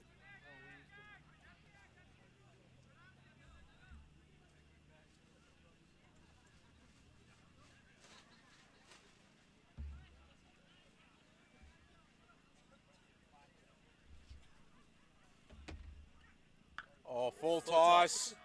Proper treatment. Just bounces in front of the fielder. Looks like that's Josh out there. Ronak. Oh, it's Ronak Sharma, right? Is that? Good throw in the end. Can't see the number in the deep, but I'll take Suhas's. Yes, indeed, it is Ronak. As I'm tapped on the shoulder by our production Engineer Abdullah says, I'm here, don't worry, Shaz, I'll be your eyes and ears. Well, luckily Abdullah's not on the mic, or else I would have no job. Switching between those cameras. It's also having the back of a couple of good commentators. This has gone only high, but would be difficult if he has to take it. Will land safely. Damini Banks. He packed a pair of gloves, a pair of pads, and a lot of luck today in his kit bag. That tall man from Jamaica making the bat look like a toothpick in his hands. Anyways, he has to crouch so much, and then it gets it from the worst part of the bat. Difficult running backwards is not easy, of course, and running in from the deep. Ronak has just realized that the balls have decided to drop short of him comfortably. 110 for 1 at the end of 8. Change in voices. We've got Mr. Sheikh with Mr. Shaz. Take it away. Thank you, Suhas. It has been lovely sharing the commentary box with you and Shaz tonight. What has happened here, guys? 2 at the top, taking a modest on-par score, chopped it down to a modest ODI required run rate from here on out. Not taking a dig at either team, but what display of fireworks up at the top between Saad and Ramiz, who still is at the center for his 42 off of 24. There you see those Studio 7 stumps provided by our very own Studio 7. Thank you to Hassan Dastagir and his team, Shail Shah Khan, Abdullah, and I'm getting a little nod here from Sharik Sheikh, but I think Abdullah doesn't need to be really acknowledged, I guess.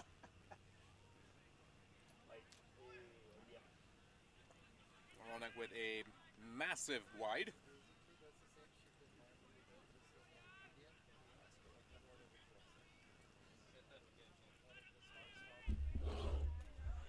Ronak was bowling his second, starts off with a wide-ish delivery given as a wide. He's gone for 20 in his first. Look at the run rate, folks, 13.88, almost 14 and over. Walks across the stumps, tries to give in as a wide, no contact made.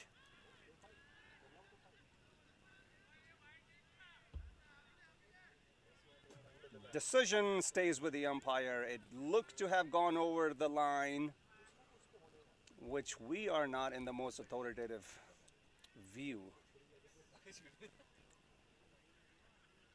This time down the leg. Had he left it, it would have been given as a wide, but he gets enough bat on it, sends us down into the fine leg, wider fine leg region. I think Naman gives it a chase. They should be able to come back for 2 comfortably, I believe.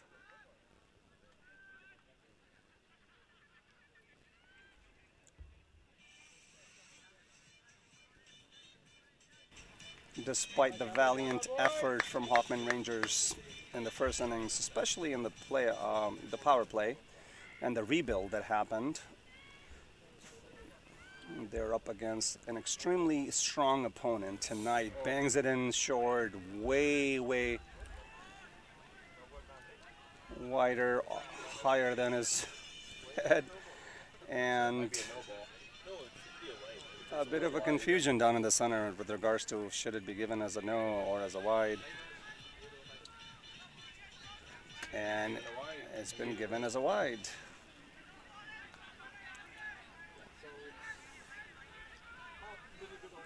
Just a replay, such an awkward bounce. Wouldn't even call it half a tracker. Probably like dipped it right from his feet. Here we go. 3 wide so far in this over. Down the leg one more time. Manages to nick it down the leg. Naman gives it another chase. Good slide. I don't know if you noticed this, Shark, but every time Noman slides, there's a cheer from the crowd.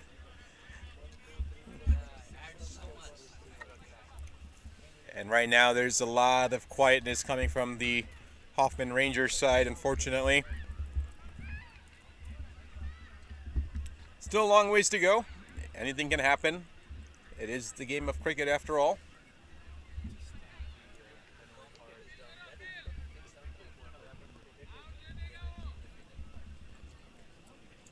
As the big Jamaican Damian Ebanks crouches over to take his stance.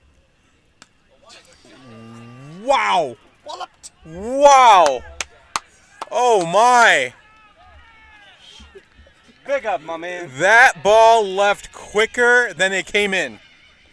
Dear Lord. I mean, look how flat this is hit. And it was gone in a blink of an eye. Smacked for 6, a maximum.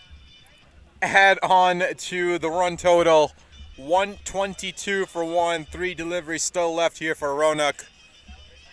And as Ronak gets ready to bowl his 4th delivery of the over, I'd be remiss if I didn't give a quick shout out and a thank you to the Hanover Park District and all the staff that they've provided. And Damien swings big, comes up empty. And again, the Hanover Park District, who've been so amazing to work with, who have helped American T20 Trophy grow as we continue to bring you a quality product here, and all the staff that's been helping out here for the final. Oh, Ronak had Damien dancing. Take a look at this delivery. Look at that turn, and just Damien very late to adjust himself on that. Right now you see that he's got a, looks like a leg guard. This time he plays it over towards point. Vineeth is there. So Sharik, it completes the over at 9, 122 for 1. What does Barrington Crescent try to do? Do they try to continue this onslaught, or just rotate that strike and finish it off as an 843 from 11? I think they should continue as is. What they have done is completely put them into the front seat. Coming back to that 6, what an incredible talent shot. Off the feet, almost plays it off the bounce, bottom edge of the bat. Sheer power from the swing of the bat sends it sailing. The moment it left would have been the 6. Yeah, at the moment, Rangers seem to have their work cut out. But again, it's not done until it's done. 11 overs remaining, and Barrington requiring 43, which makes it 3.9 and over. A walk in the park, statistically speaking, but once again,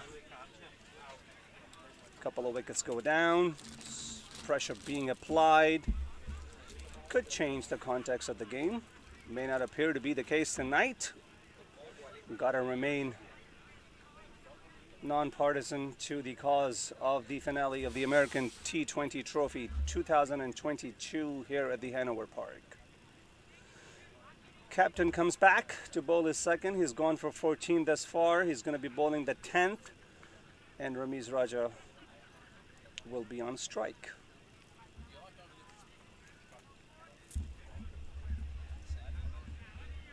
Here we go as Moeen Babar comes in. Looks like it's going to be given a wide. Indeed it is. And right now there's some groans coming from the Hoffman Rangers. And this is what you can ill afford when you have such a slim chance to defend this total right now. Cannot give away free runs. And Ramiz Raja says hello to the crowd as on a 1 bouncer absolutely scorches that out towards backwards point, and that is run away for a 4. A well-timed boundary, beautifully executed.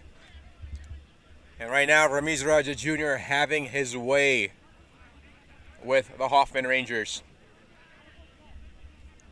Comes up to a milestone, just 1 run away. And indeed he will, as that is going to bring up the 50 for Ramiz Raja Jr. A well-played, well-executed 50. See if he puts his bat up. Yes, he does. Rather reluctantly, but well-deserved and absolutely classic innings here from Ramiz.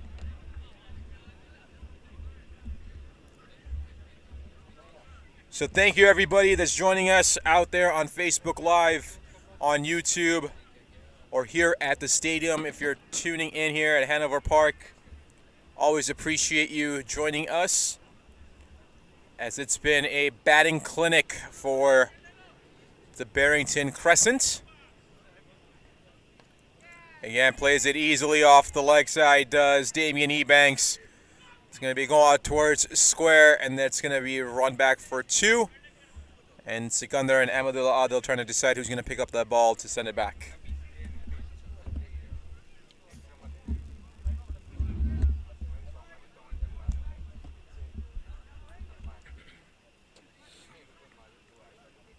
Three legal deliveries remain in this Moeen second. Big man and Damien is going to be on strike. Facing Moeen.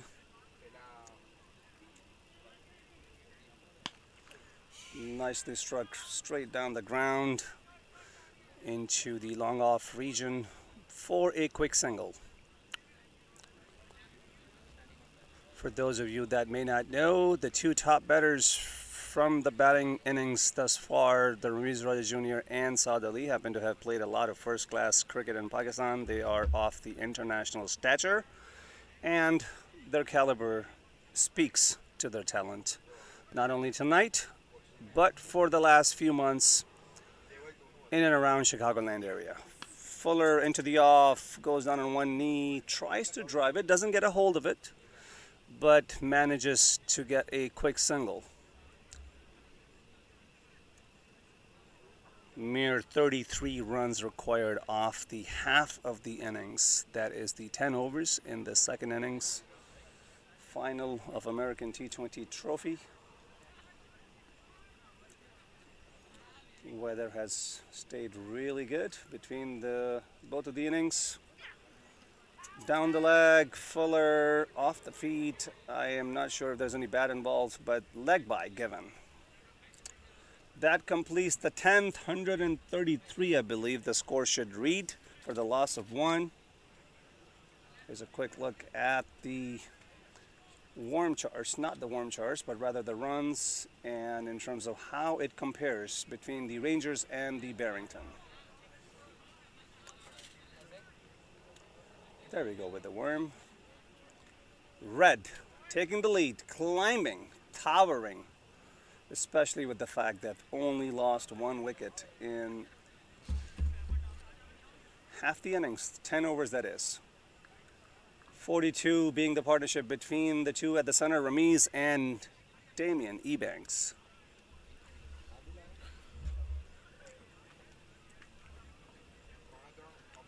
Excellent 50 by Ramiz Raja Jr. tonight in this chase against the Rangers.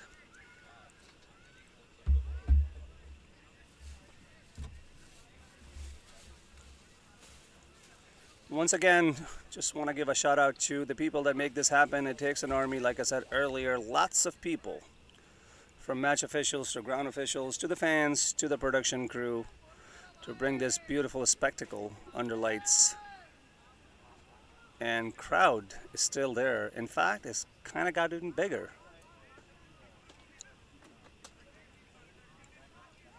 Abdullah Adil to Damien Ebanks, goes down on one knee, beautifully sweeps it. This should go all the way. It actually get caught.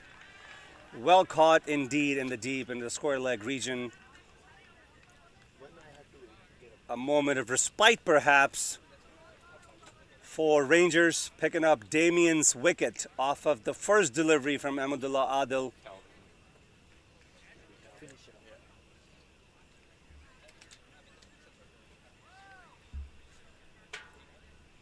And as I hear the feedback from my partner in crime in the background, he calls the next batter at number 4 rather, Hassan Ahmed or Calvin Savage. Calvin Savage.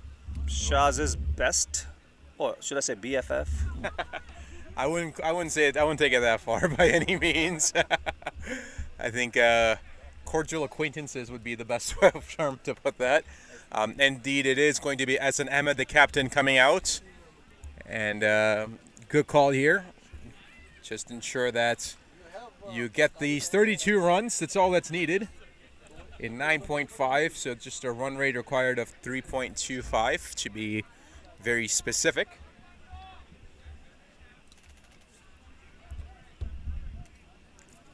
So the cap, skipper, whatever you want to call it, however you want to term it, is going to stride out there and try to bring this ship home. And what better fitting way than the captain to take it home? So Ramiz Raja Jr. still sitting out there. And we've talked about his prolific hitting here so far along with Saad Ali's. So in T20 in 2011, Ramiz Raja Jr. played 2 matches, strike rate of 82. And then between 2011 to 2012, in 6 matches, scored 1,243 runs. Yes, you read that right. Or you heard that right, because I read that out to you. In T20 cricket, for Ramiz Raja Jr., 2011 to 2012, played 6 matches, 1,243 runs, with a strike rate of 103.2. And this is international cricket. This is not gully cricket. This is not regional. This is the highest level of cricket available that truly tests your skills and just absolutely blistering pace. So no surprise why we're seeing Ramiz absolutely play a very classic innings here. A good delivery here from Ahmadullah Adil. Just trying to make something happen, as he should. And if you're the Hoffman Rangers, you can't give up. You got plenty of time. Just got to strangle this run chase and see if you can pick up a few more wickets. Anything can happen.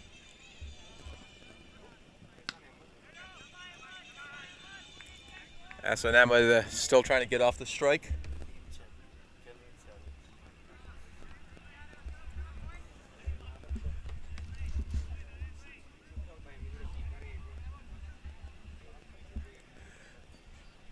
So if you're Barrington Crescent, you still have... Oh, very good delivery again from Ahmadullah Adil. Very good delivery indeed.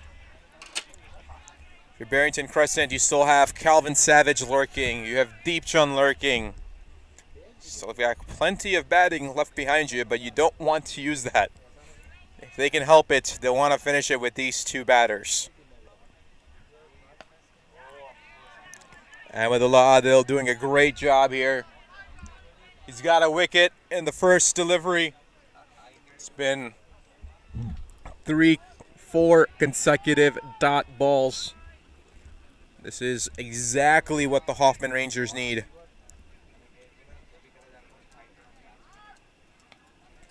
Plays it off the feet. Plays it well, does Essen. They're going to run back for 2. Quick throw from Jay. Oh! And he takes out Noman's shin or knee. I can't tell which one it is. But that's going to hurt either way. Hopefully he's all right. Good throw from Jay. Noman's hunched over. Hopefully he's okay. Never want to see anybody get hurt. Ooh. Ooh, that did not look like that was going to be fun. Hopefully. So Noman put some Bengay on there or some lidocaine. Hopefully he'll be all right. And luckily for him, there was no bat on the shin because that would have hurt even more. So that completes the over. It is the end of 11. It's 135 for a loss of 2 for Barrington Crescent. They need 30 runs in 9 overs. So a very manageable margin. So there you see, just a 3.33 run rate required.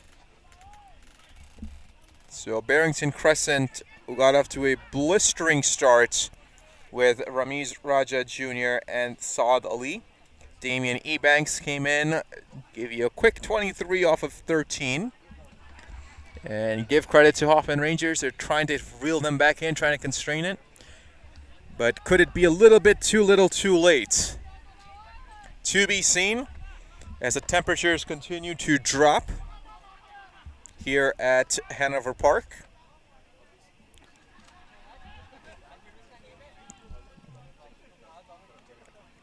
Looks like that's going to be given a wide. Indeed it is. The arms go up. And to the side.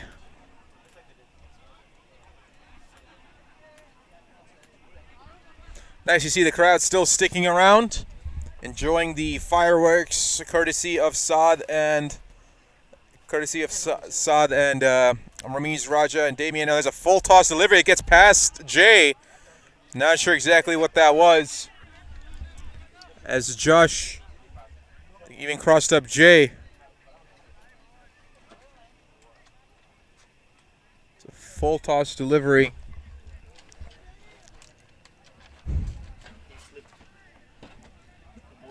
And it's going to be given a wide. So white +2.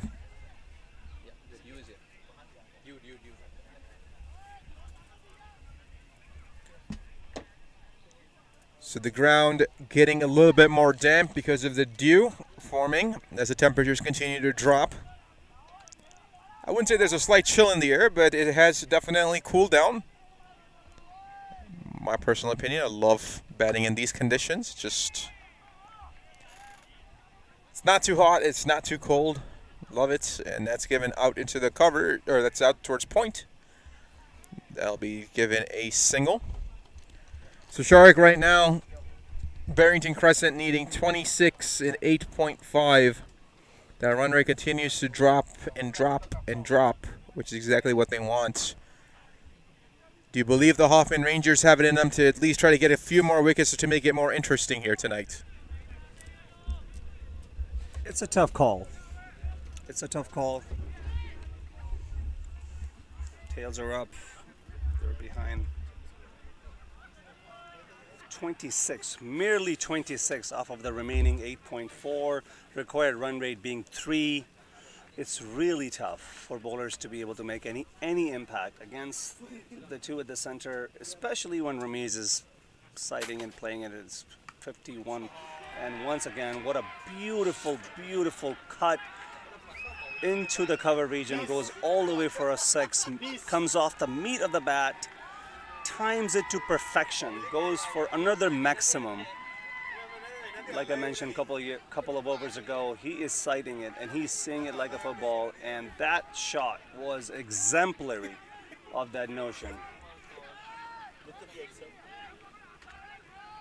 Love the fact that people have stuck around, the crowd, plenty of noise and commotion and support out in the pavilion, out in the dugout for both of the teams. Plenty of crowd here, folks. Bangs it in, and wow, what a beautifully looking shot. Stands tall on the back foot, goes straight to the fielder at the at the cow corner rather. But he looked very comfortable.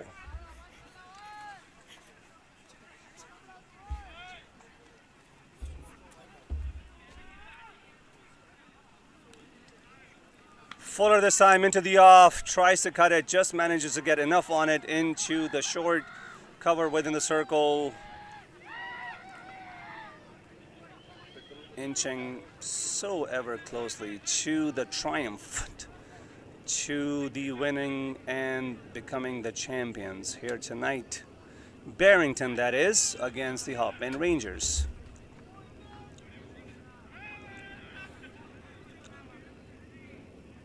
Bangs it in, rocks back, beautifully pulls it, swivels it actually into the wider fine leg region, goes down, and I believe that is a boundary. Folks, we have lost some line of sight to the stats and the monitors and the live feed, so bear with me. Forgive me for any mistakes. I am going straight off of what my eyes can manage to see what's happening down in the field. A bit of a power failure. Nonetheless, excellent production quality. Amazing stuff throughout the game tonight. Kudos to Surya 7, kudos to Hassan Bhai and his crew, including Abdullah. Maybe. But yeah, it has been a spectacle, folks. For the people that are watching online, commenting, we love your feedback. We love the fact that you put the time into tuning in providing us the feedback. We have amazing people here that put this together, and most importantly, the people that really made it to the ground, Shaz. That's really close, near and dear to my heart. As you look across like half the boundary line towards the pavilion, there is hundreds of people right there. Down the leg, Fuller just plays it off the feet within the circle and for a 1. And singles are being cheered.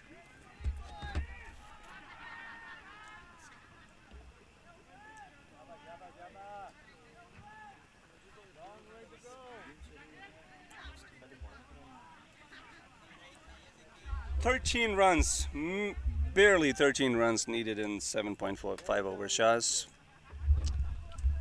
Yeah, just surgical at this point in time. Noman Khan with a very rapid throw. And he gets a cheer from the crowd. And we're getting some comments in. Shoaib Mirza, you're right. It's actually 64 games for Ramiz Raja Jr. My apologies. Looks like somebody had edited Wikipedia, perhaps. But appreciate it as well. We love the interaction.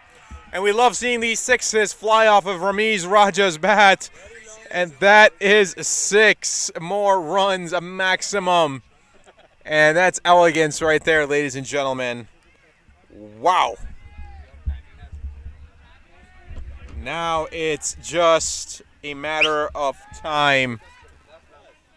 Just a matter of time now. 7 needed. 7 needed here in 7.3 overs. So they can choose to walk, lay down, crawl, sleep, maybe for a few overs if they choose to do so. And again, another full toss. Not exactly sure if this is the exact strategy, but looks like a missed Yorker from Ahmadullah Adil. And they'll run back for 2 more. Since you can tolerate my humor, Shaz, I will always count on you being able to score 7 off of 7 overs. Thank you very much for the backhanded compliment, because at least I'll win the game, right? Absolutely. At least I get the W. That's all that matters. Oh! Halfway down, and there's an overthrow. There's an overthrow. There was no backup there.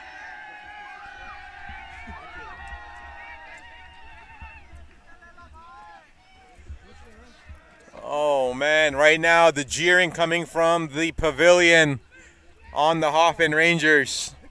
I'm happy I'm not out there right now, because I could use that camouflage for myself. Slow delivery. Goes out towards point, and there it is. There is the out for Hassan Ahmad. He will go. Unfortunately for him, unable to bring his team home. No celebrations from the Hoffman Rangers as Hassan departs. And now, who do you send in? Calvin. Do you send in Calvin to finish it off? Do you send in Deep John to finish it off? Or maybe you send in somebody lower in the order to just have a little bit of an experience of a match-winning game. And Shaz, let's just, beyond the humor part of it, just want to make sure that people understand, the folks understand, besides the fact that the Rangers got the game taken away, what they did after they lost 3 up at the top, the comeback was such an amazing effort, valiant effort from the middle order. In this T20 format, the build-up from the middle order is not an easy thing. Tonight, they may have been up against the opponent that totally took the game away in the power play between Ramiz and Saad. So nothing against the Hoffman Rangers. In fact, I really felt that they came back super strongly at the halfway through the innings when they were 5 down for 70 runs. Still ended up being able to post 164. So just don't want to take anything away from it. We may inadvertently sound cynical, but that is not the intent. No, none whatsoever. And give credit to the Hoffman Rangers, not just for their batting today, but just overall for a great season they've had in the American T20 Trophy. They had to win out to get in, and they did exactly that. They fought the odds. Yeah, and they're here on their merit. They're here on their skills. Unfortunately for them, it just did not go as according to their plan. And yeah, it's just that's all there is to it. And give credit to Barrington Crescent, who made it a very big intent from the first delivery they faced that they weren't going to just lay back and try to stretch this game out. They wanted to attack, and they did so correctly. That's the difference, right? They didn't just go in guns blazing. They had the proper lineup. There's definitely strategy behind it. Now we see Nicholas coming in.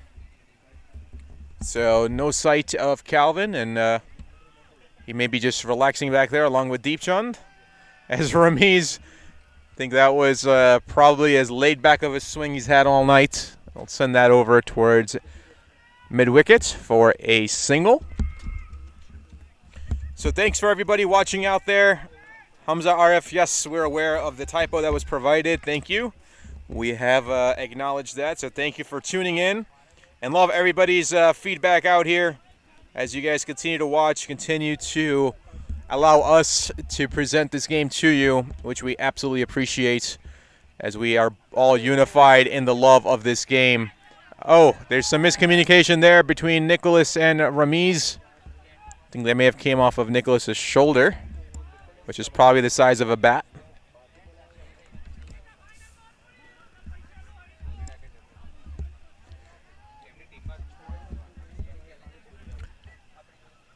Oh, another big swing. Looks like he wants to go big. It's clear. Finish in style? Yeah, he wants to finish this in style and bring it home. And there's shouts of take a single. And no, it looks like they came off of Jay's gloves onto the stumps. It's an appeal from Jay. Umpire Matt says no. Jamin's going to argue his point to no avail. It's going to go back.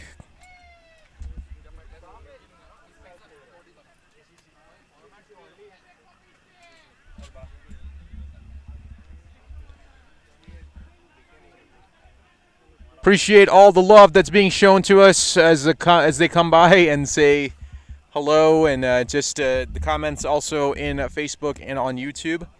It is always appreciated as Nicholas takes this out towards deep square, and he will rotate that strike finally, taking some advice from his own dugout. So 2 needed. Just 2 more runs. That's all that's needed here. And as Sharik said, even I could possibly do this with 6 overs left, but you never know. Down the track, quick shimmy. Ramiz will take 1, and he'll give the strike over to Nicholas as the game has tied. And this will be the match-winning run as the over comes to a close. So that's the end of over number 14. Barrington Crescent tied with the Hoffman Rangers at 164. Just need 1 run to bring the trophy home. As Barrington Crescent show you they are the class of the American T20 trophy. As this team has been very consistent throughout the tournament. Punched their ticket early. Have stayed at the top of the table majority of the season. And rightfully so. Do make sure you stay tuned afterwards, after the game is over, for the presentations, the trophy. We got Suhas who will lead the way out there along with Tariq, along with Imad, management of Casso, as it's going to be some fun activities right afterwards. So do stay tuned for that. And as I've got a quick moment, I want to give a quick thank you, a heartfelt thank you for everybody tuning in this year with me here on the mic. As the delivery comes, and that's going to be given a wide, and that is the end. Barrington Crescent. I think they were a little shocked that they didn't have to earn it with the bats, but nonetheless, the Barrington Crescent are your champions for the American T20 Trophy 2022. Congratulations to Barrington Crescent, to all its players, fans, and owners, and a great season for the Hoffman Rangers, to their owners and fans and their teammates as well. It's been a great season. Thank you to Studio 7. Thank you to Casso. Thank you to American T20 Trophy, Hanover Park District, all the grounds crew. And I'm sure I'm missing a few people out there somewhere. The umpires, the staff from Casso who set everything up. Want to appreciate everybody as it's been a long season. It's been a great season of T20 action here at American T20 Trophy. Again, my heartfelt thank you for everybody for watching with me here and coming along on this wild ride this season. I thank you. I appreciate you all.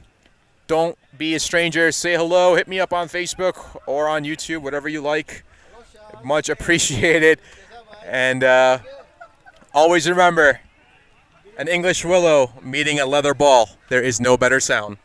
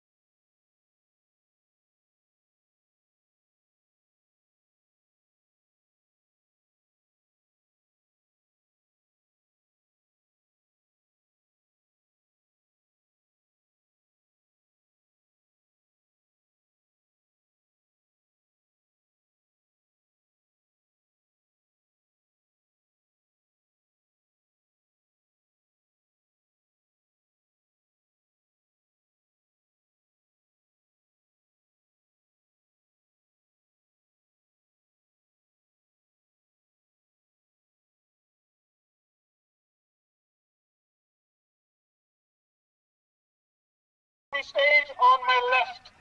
On my left, if you can come up on my left. Hoffman State Rangers,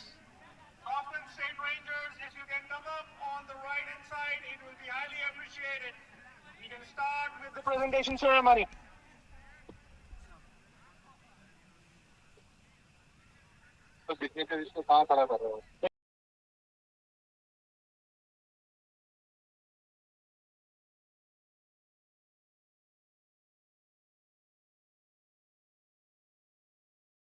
Syed on the right hand side, Khurram Nizami on the right hand side, Haris Usmani, you go up on the stage, Haris Usmani, Joel, Nishant. Most sporting success.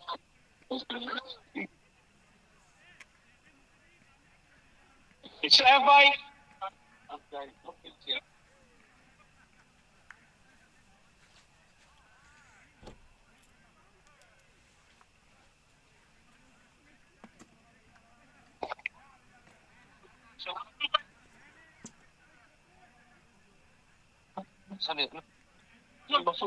So these are Tariq Khan, sir, would be giving the trophy away, but they were planning. Okay.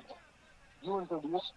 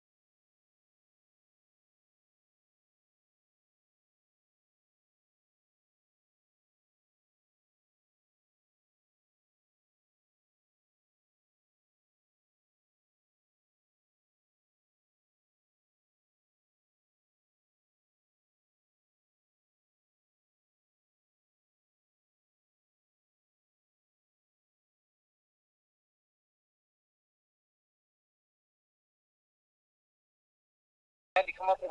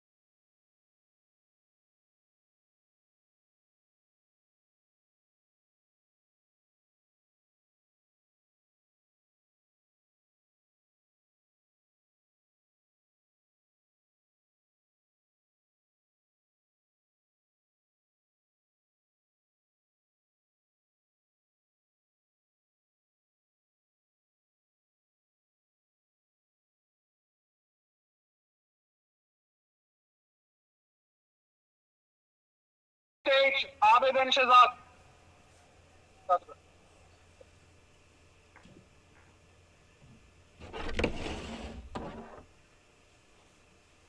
All right, ladies and gentlemen, we're all set to begin. Welcome to the grand post-match presentation of American T20 Trophy 2020. First of all, a huge round of applause to all.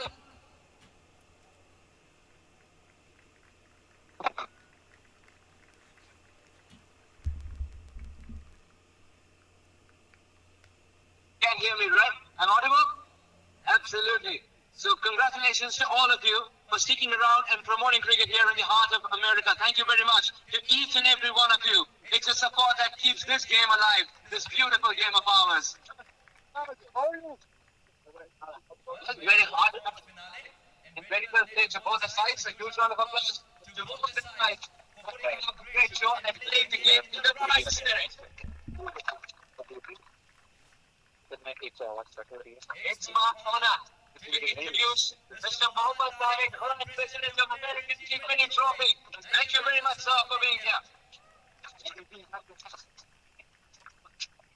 And the ever smiling Mr. Imad Hussain, the director of American T20 Trophy. You could sense by the decibel levels how popular this man is. Here you go, Imad.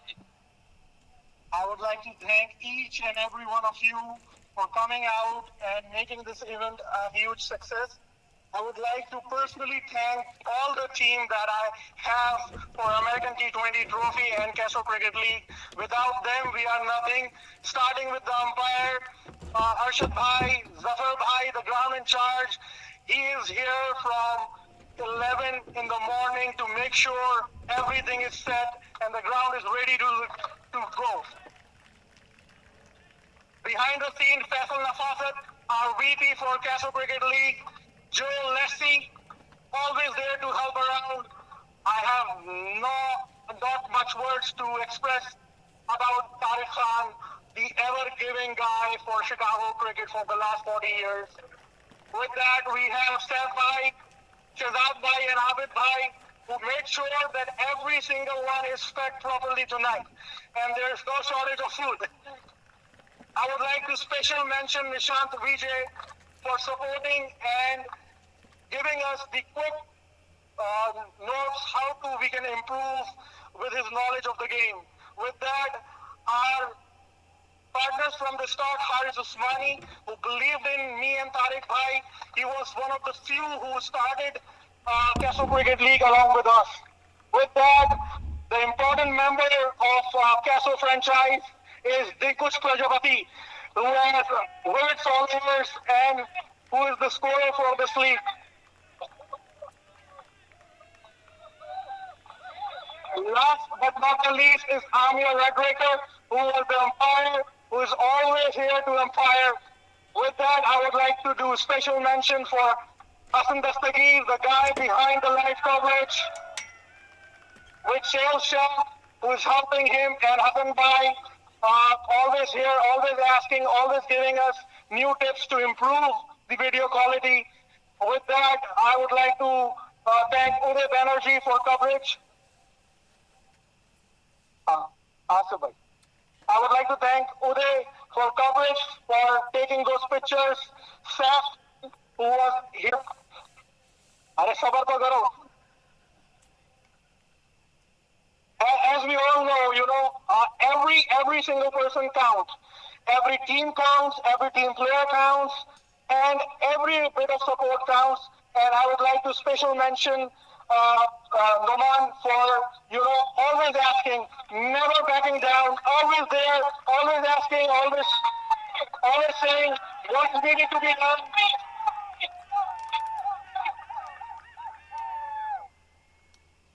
And I would like to thank the man of the hour, Suhas Vedam. Most of you don't know, he is also done quite a bit of commentary in Under-19 World Cup, and also is a part of Minor Cricket League and ICC as well.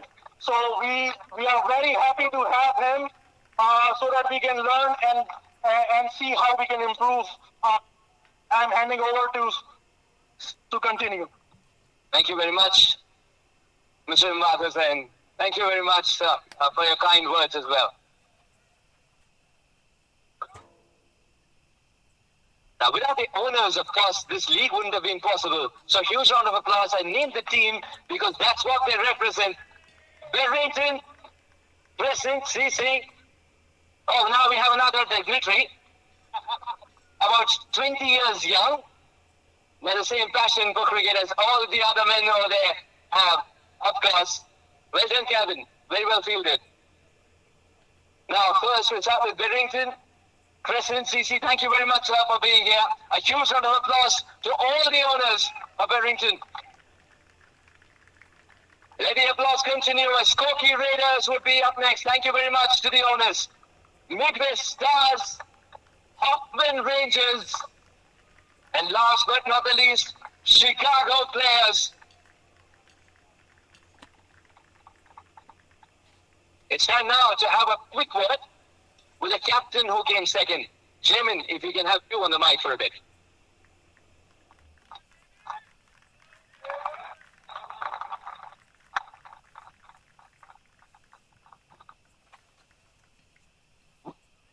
I'd like Jamin, but a lot to be proud of because the way your boys bounce back every time they're under pressure. Absolutely. I'm not going to take anything away from the way the whole team been performing throughout the tournament. The first game we lost and the way we bounced back, each and every game has been for us. And fortunate for us, we reached the finals. But one good team, defending champion, Well, you summed it up beautifully in just one answer. Congratulations on reaching thus far, and all the best for the next season. Thank you. Congratulations. Jamin, the captain came second, but very proud of his boys for the fight they have put up. It's time now to call Mr. Tariq Khan, the president, to say a few words about the league and to definitely be here to give away the awards as well. Mr. Tariq, the mic's all yours because this is your baby and it's unfolded wonderfully. Yeah, thank you. I'm not the only one. Of course, with my whole cabinet. I would like to say thank you to my cabinet. Without them, trust me, we are nothing. The same thing, like without these teams, we are nothing. So that's why it's all the team works with them, us, and everybody who are here. So this is the first time we decided we should have it, the music program. I think I've been here playing cricket for last 40 years in Chicago area, but I never seen anywhere in the USA we have a franchise, and now that we had started music is a short halftime, short time. So that's the best thing we do it, and I'd like to say thank you to you. So you are here from California just for this presentation, and also I'd like to say Ludna to organize this music program. So, and rest of them is all people right here, and Sarba is here, all the media people, and I'd like to say thank you to Tosif Bhai, who called me for the interview on the radio, Zindagi. Thank you, Tosif Bhai. And also, that's what I can say that, and we just have one goal. The kids should play any game. I don't care, is it cricket? I love to have it like people play cricket, but any sports, I just like to say to the parents, force them to play any sports. Doesn't matter, baseball, cricket. I mean, trust me, it's a healthy sports. That's my main goal is. Thank you very much. Thank you. And also, one more thing. This, the cricket everywhere is, people playing a cricket. I think a lot of people here, they've been playing cricket here in Chicago for a long time. I have never seen the ground like this. So I like to say thank you to Mr. Bab and Mustafa. I mean, they are here. Look at the time, it's almost a midnight. And they all are here right now. All the dignitaries are here. You guys here to make this program successful. So I like to say thank you again one more time. If I forget anybody, just forgive me for that. Thank you. Thank you, Mr. Tariq, for being a pillar of support. That was Mr. Tariq. We would require your presence. Now, we would require your presence. We can't let you go so easily. We would require your presence to give away the wonderful mementos. And we will start with this. A huge round of applause to all the umpires. It's a very difficult job indeed. And it's time we make sure that we don't call it a thankless job anymore. We'll start with Mr. Amir Vedkar. Mr. Amir Vedkar. Please collect your wonderful memento from Mr. Tariq. Amir Vedkar.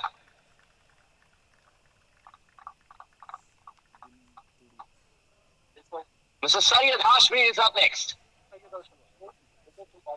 A huge round of applause to Darpan Patel as well. He might not be here, but he was fantastic. Mr. Darpan Patel and last... No, we have two more. In fact, Syed Arshad is here. Mr. Syed Arshad. Okay. Then we'll go on to Arshad Yusuf. Mr. Arshad Yusuf is here. Thank you very much, sir. Mr. Arshad Yusuf.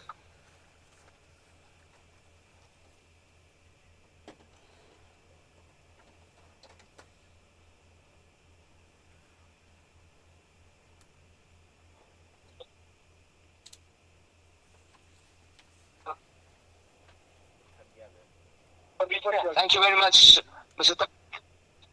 You can give the next set of awards from there. Now, before the awards, I'll definitely mention we have the commentators over here. A round of applause to Shaz Latif, who lent his voice for this wonderful tournament. He had to move quickly, so he's probably left, but congratulations, Shaz, for being amazing. This applause is for you. Sharik Sheikh as well, who was there on commentary today. A huge round of applause to him. Ehsan Chaudhary, Sheikh Ajluri, who's probably in Seattle right now, I was told.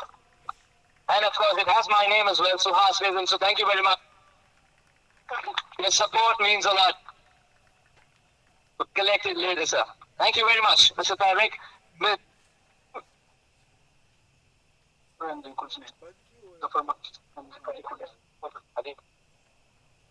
Before media team, I request the President Mr. Zafar Makki to collect the award. Mr. Zafar Makki.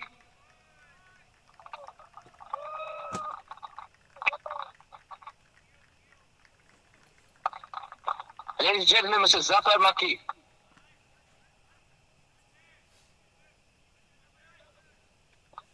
And up next is Dikunj Prajapati, sir. Mr. Dikunj Prajapati, the popular man in Chicago and beyond.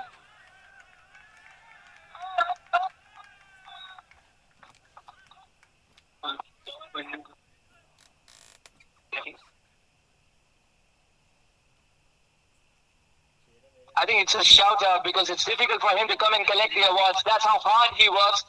He's right here, but still it's difficult for him to come. Hassan Dastagir from the media team, Studio 7 Chicago. You could give us a wave. You put it, yes, you stabilize that cam there, and then immediately Numan will take over. That's the team effort we're talking about, guys. That's the team effort. Hassan Dastagir.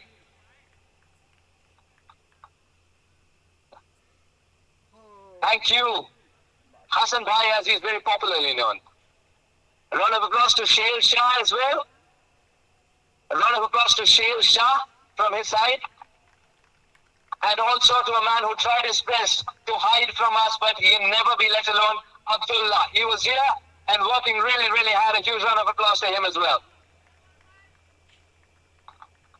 There he is. It's difficult for him to come, but that's all right. That's all right. Now we'll move into the tournament and awards. We'll start with this match's award first. I request Mr. Iqbal to give away the first award of most force. $100 cash to Ramiz Raza.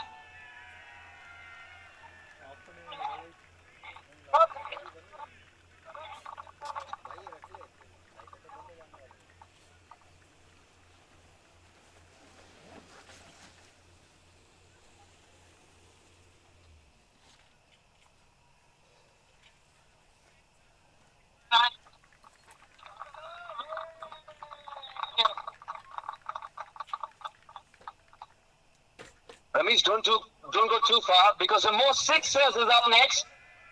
And no points of guessing, it's Ramiz Raza. I request Mr. Saif to give away this wonderful award. Mr. Saif, the most sixers, it goes to Ramiz Raza.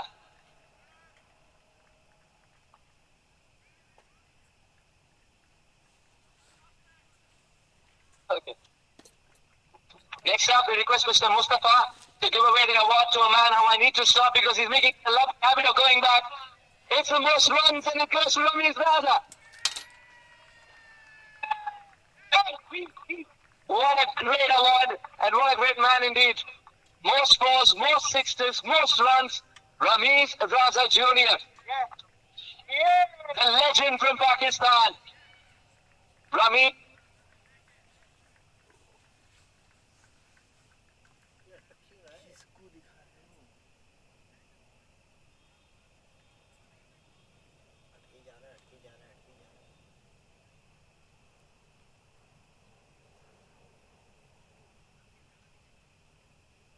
We're all set now?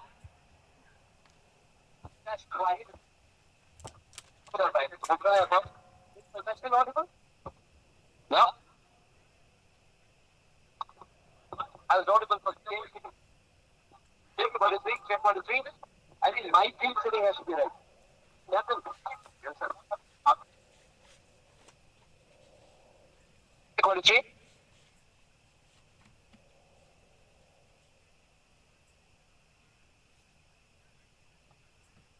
Check 1 to 3. Check 1 to 2. Check 1 to 3. Check 1 2 3.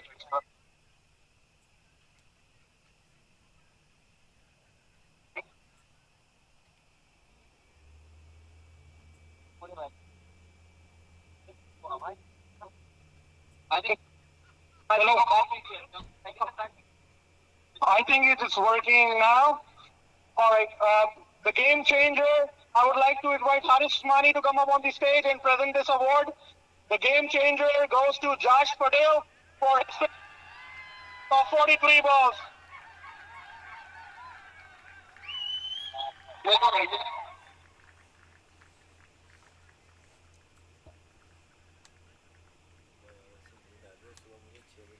Thank you, Josh. I would like to invite Khurram Nizami up on the stage to present wicket of the game award, Qasim Khan.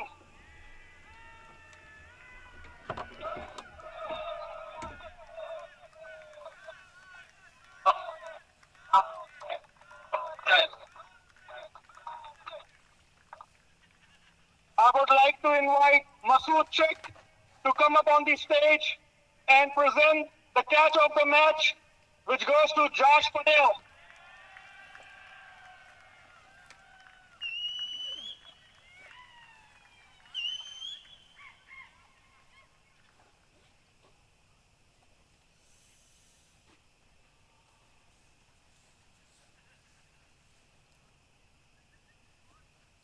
I would like to invite Hoffman up on the stage and present this award, the man of the...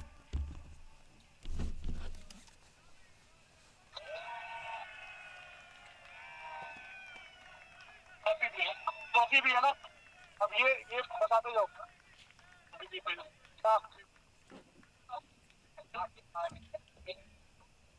okay.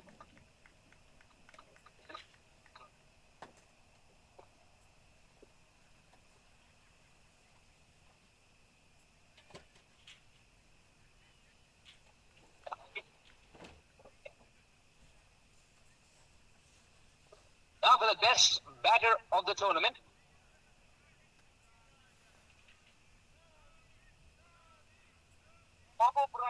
Does it have best batter? The best batter? Yeah. No problem. Now the best batter of the tournament. I request Mr. Mustafa. We got Bob O'Brien giving away this award. Bob O'Brien, ladies and gentlemen. I give it to Ramiz Raza.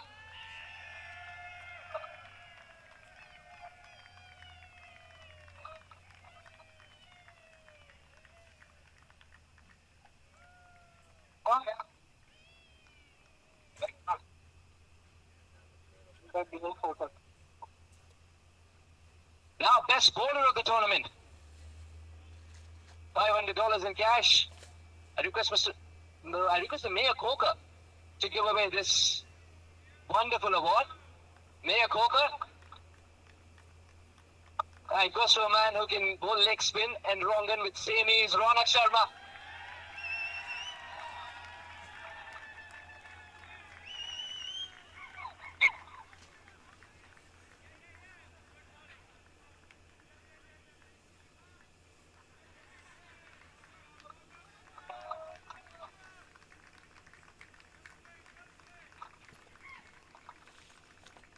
The next award is the most valuable player of the entire tournament. Most valuable player of the entire tournament. I request Mr. Faisal to give away this award. Mr. Faisal Nafasid, you got to give away this glitzy trophy and this award, of course, to Ronak Sharma.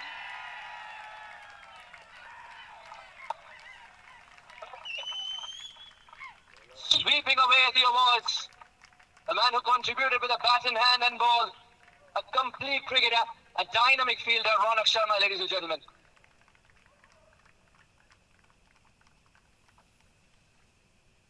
Now for the moment that you've all been waiting for.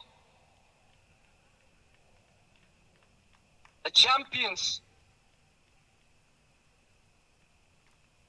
Oh yeah, we have another award then. We'll give another award.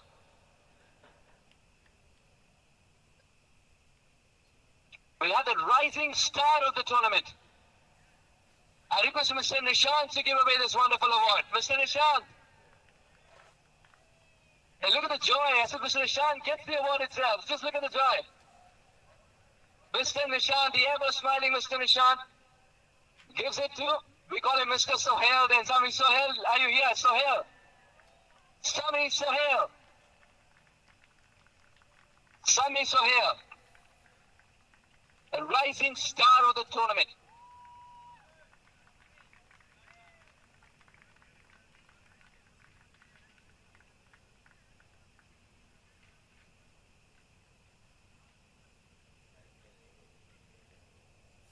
Most fours of the tournament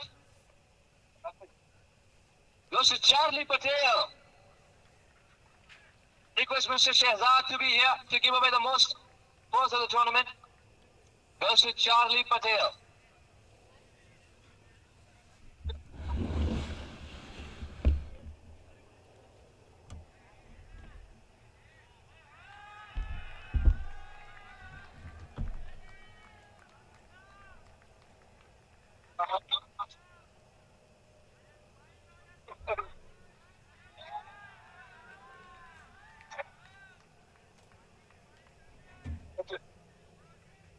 Right?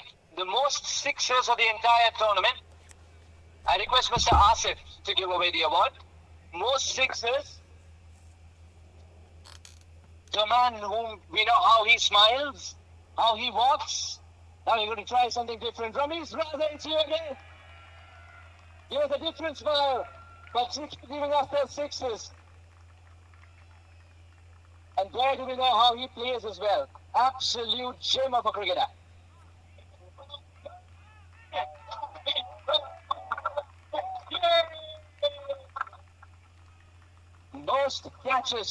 Most catches in this tournament. You know, catches win matches, and Crescent have shown us that. Most catches in the tournament. I request Mr. Imad to give away the trophy. Jay Patel, you're going to get the award. Jay Patel, most catches. Jay Patel, you've taken so many wonderful catches. Can you collect it with same grace? Jay Patel was very surprised, not so surprised when the ball is coming towards him, but very surprised when an award is coming towards him. Now, for the champions,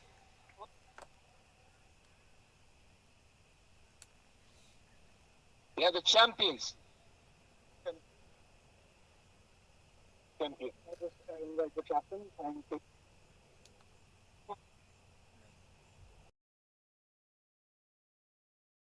was the captain of Barrington Crescent to be here, Hassan Ahmed.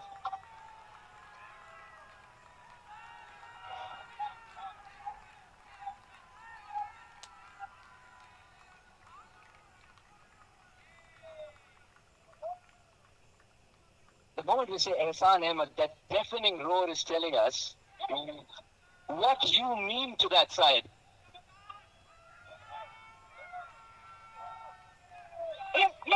You played as a single unit and you won the game. Tell us a bit about the feeling of captaining a wonderful side of this kind.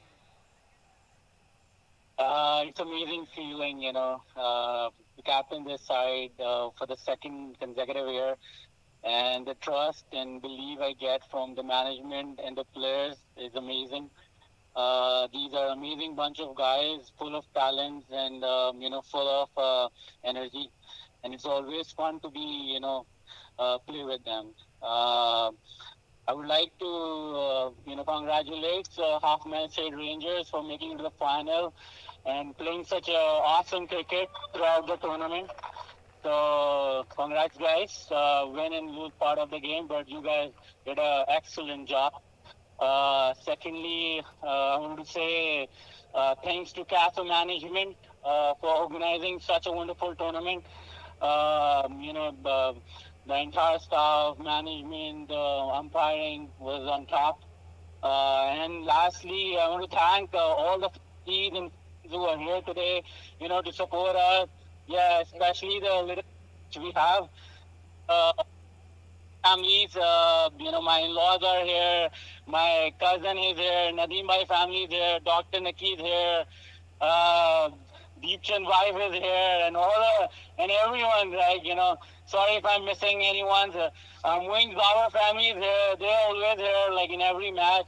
So thank you to all of the family members and friends who are here to support us. It's lovely to see this kind of environment. So thank you, all of you. Lastly, I want to thank the Barrington management. Without them, I'm nothing. They are means family to me, and entire players are like to them. They believe like everyone have the ability to win the game at any time. So thanks to Nadeem Bhai, Dr. Naki. Yeah. And thanks to my she never stopped me, since to play cricket. So thanks to her, and special thanks I want to say to the man Arun. She's not a woman, she's a man. Her name is Sakina Kisser, and she's the wife of Naveed Ahmed and one of our owners. She is here in every match, preparing food at home, chole, chaat, you name it, it's every day. So all the things are there, right? So yeah, thanks to her for doing all those jobs, and I'm the one who had to listen to all the complaints. So yeah, thanks for all these things. Nadeem Bhai family is here, Dr. Naki is here, Usman Bhai, Asif Bhai, Tare Bhai, and all my in-laws are there and they're shouting for me. So thank you for coming. Thanks, guys. So yeah, that's it. And these players. Yeah, Asif Bhai. Where is Asif? Yeah. We think. Thanks to Ramesh Bhai flying from Houston, Saad Ali, Nicholas is flying from LA, E-Bank is coming from Montego Bay. Yeah, thank you so much for coming, guys. Thanks to all of you for coming and playing such a wonderful cricket. Yeah, that's all pretty much. I have explained everything, I believe. Yeah, so thanks. I'll tell you what, Ehsan, before you came over here, Barrington Crescent Cricket Club, that was a franchise. After your talk of this kind, just tells the world that Barrington Crescent Cricket Club is it's a family. Thank you very much for joining me. I request Mrs. Shima Tariq Khan to be here. Mrs. Shima Tariq Khan to first give away the check of $15,000 to the owner of Barrington Crescent Cricket Club.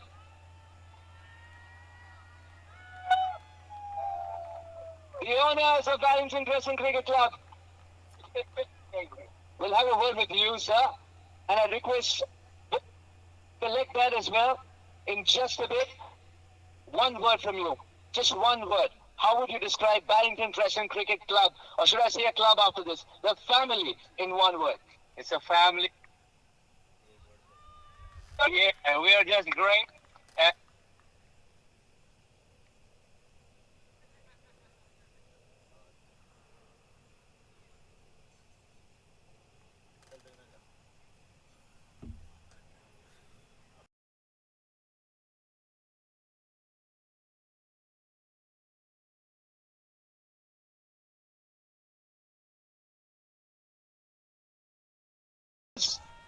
The owners.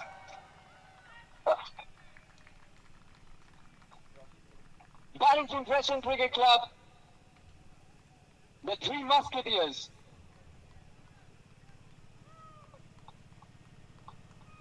And he gets the award as well, the trophy. The trophy as well. I request the team to join with the trophy lifted by the owners. The champions of American T20 Trophy 2022. 22 matches, 22 days of non-stop cricket, amazing cricket, high-octane cricket, and one winner. It's the team in blue, Barrington Crescent Cricket Club. Ladies and gentlemen, a huge round of applause to Barrington Crescent Cricket Club. We'll leave you with this picture. That's all we got for you from the post-match presentation. I'm Suhas Vedam, and thank you very much for being here. Barrington Crescent Cricket Club, the champions of American T20 Trophy 2022. Thank you.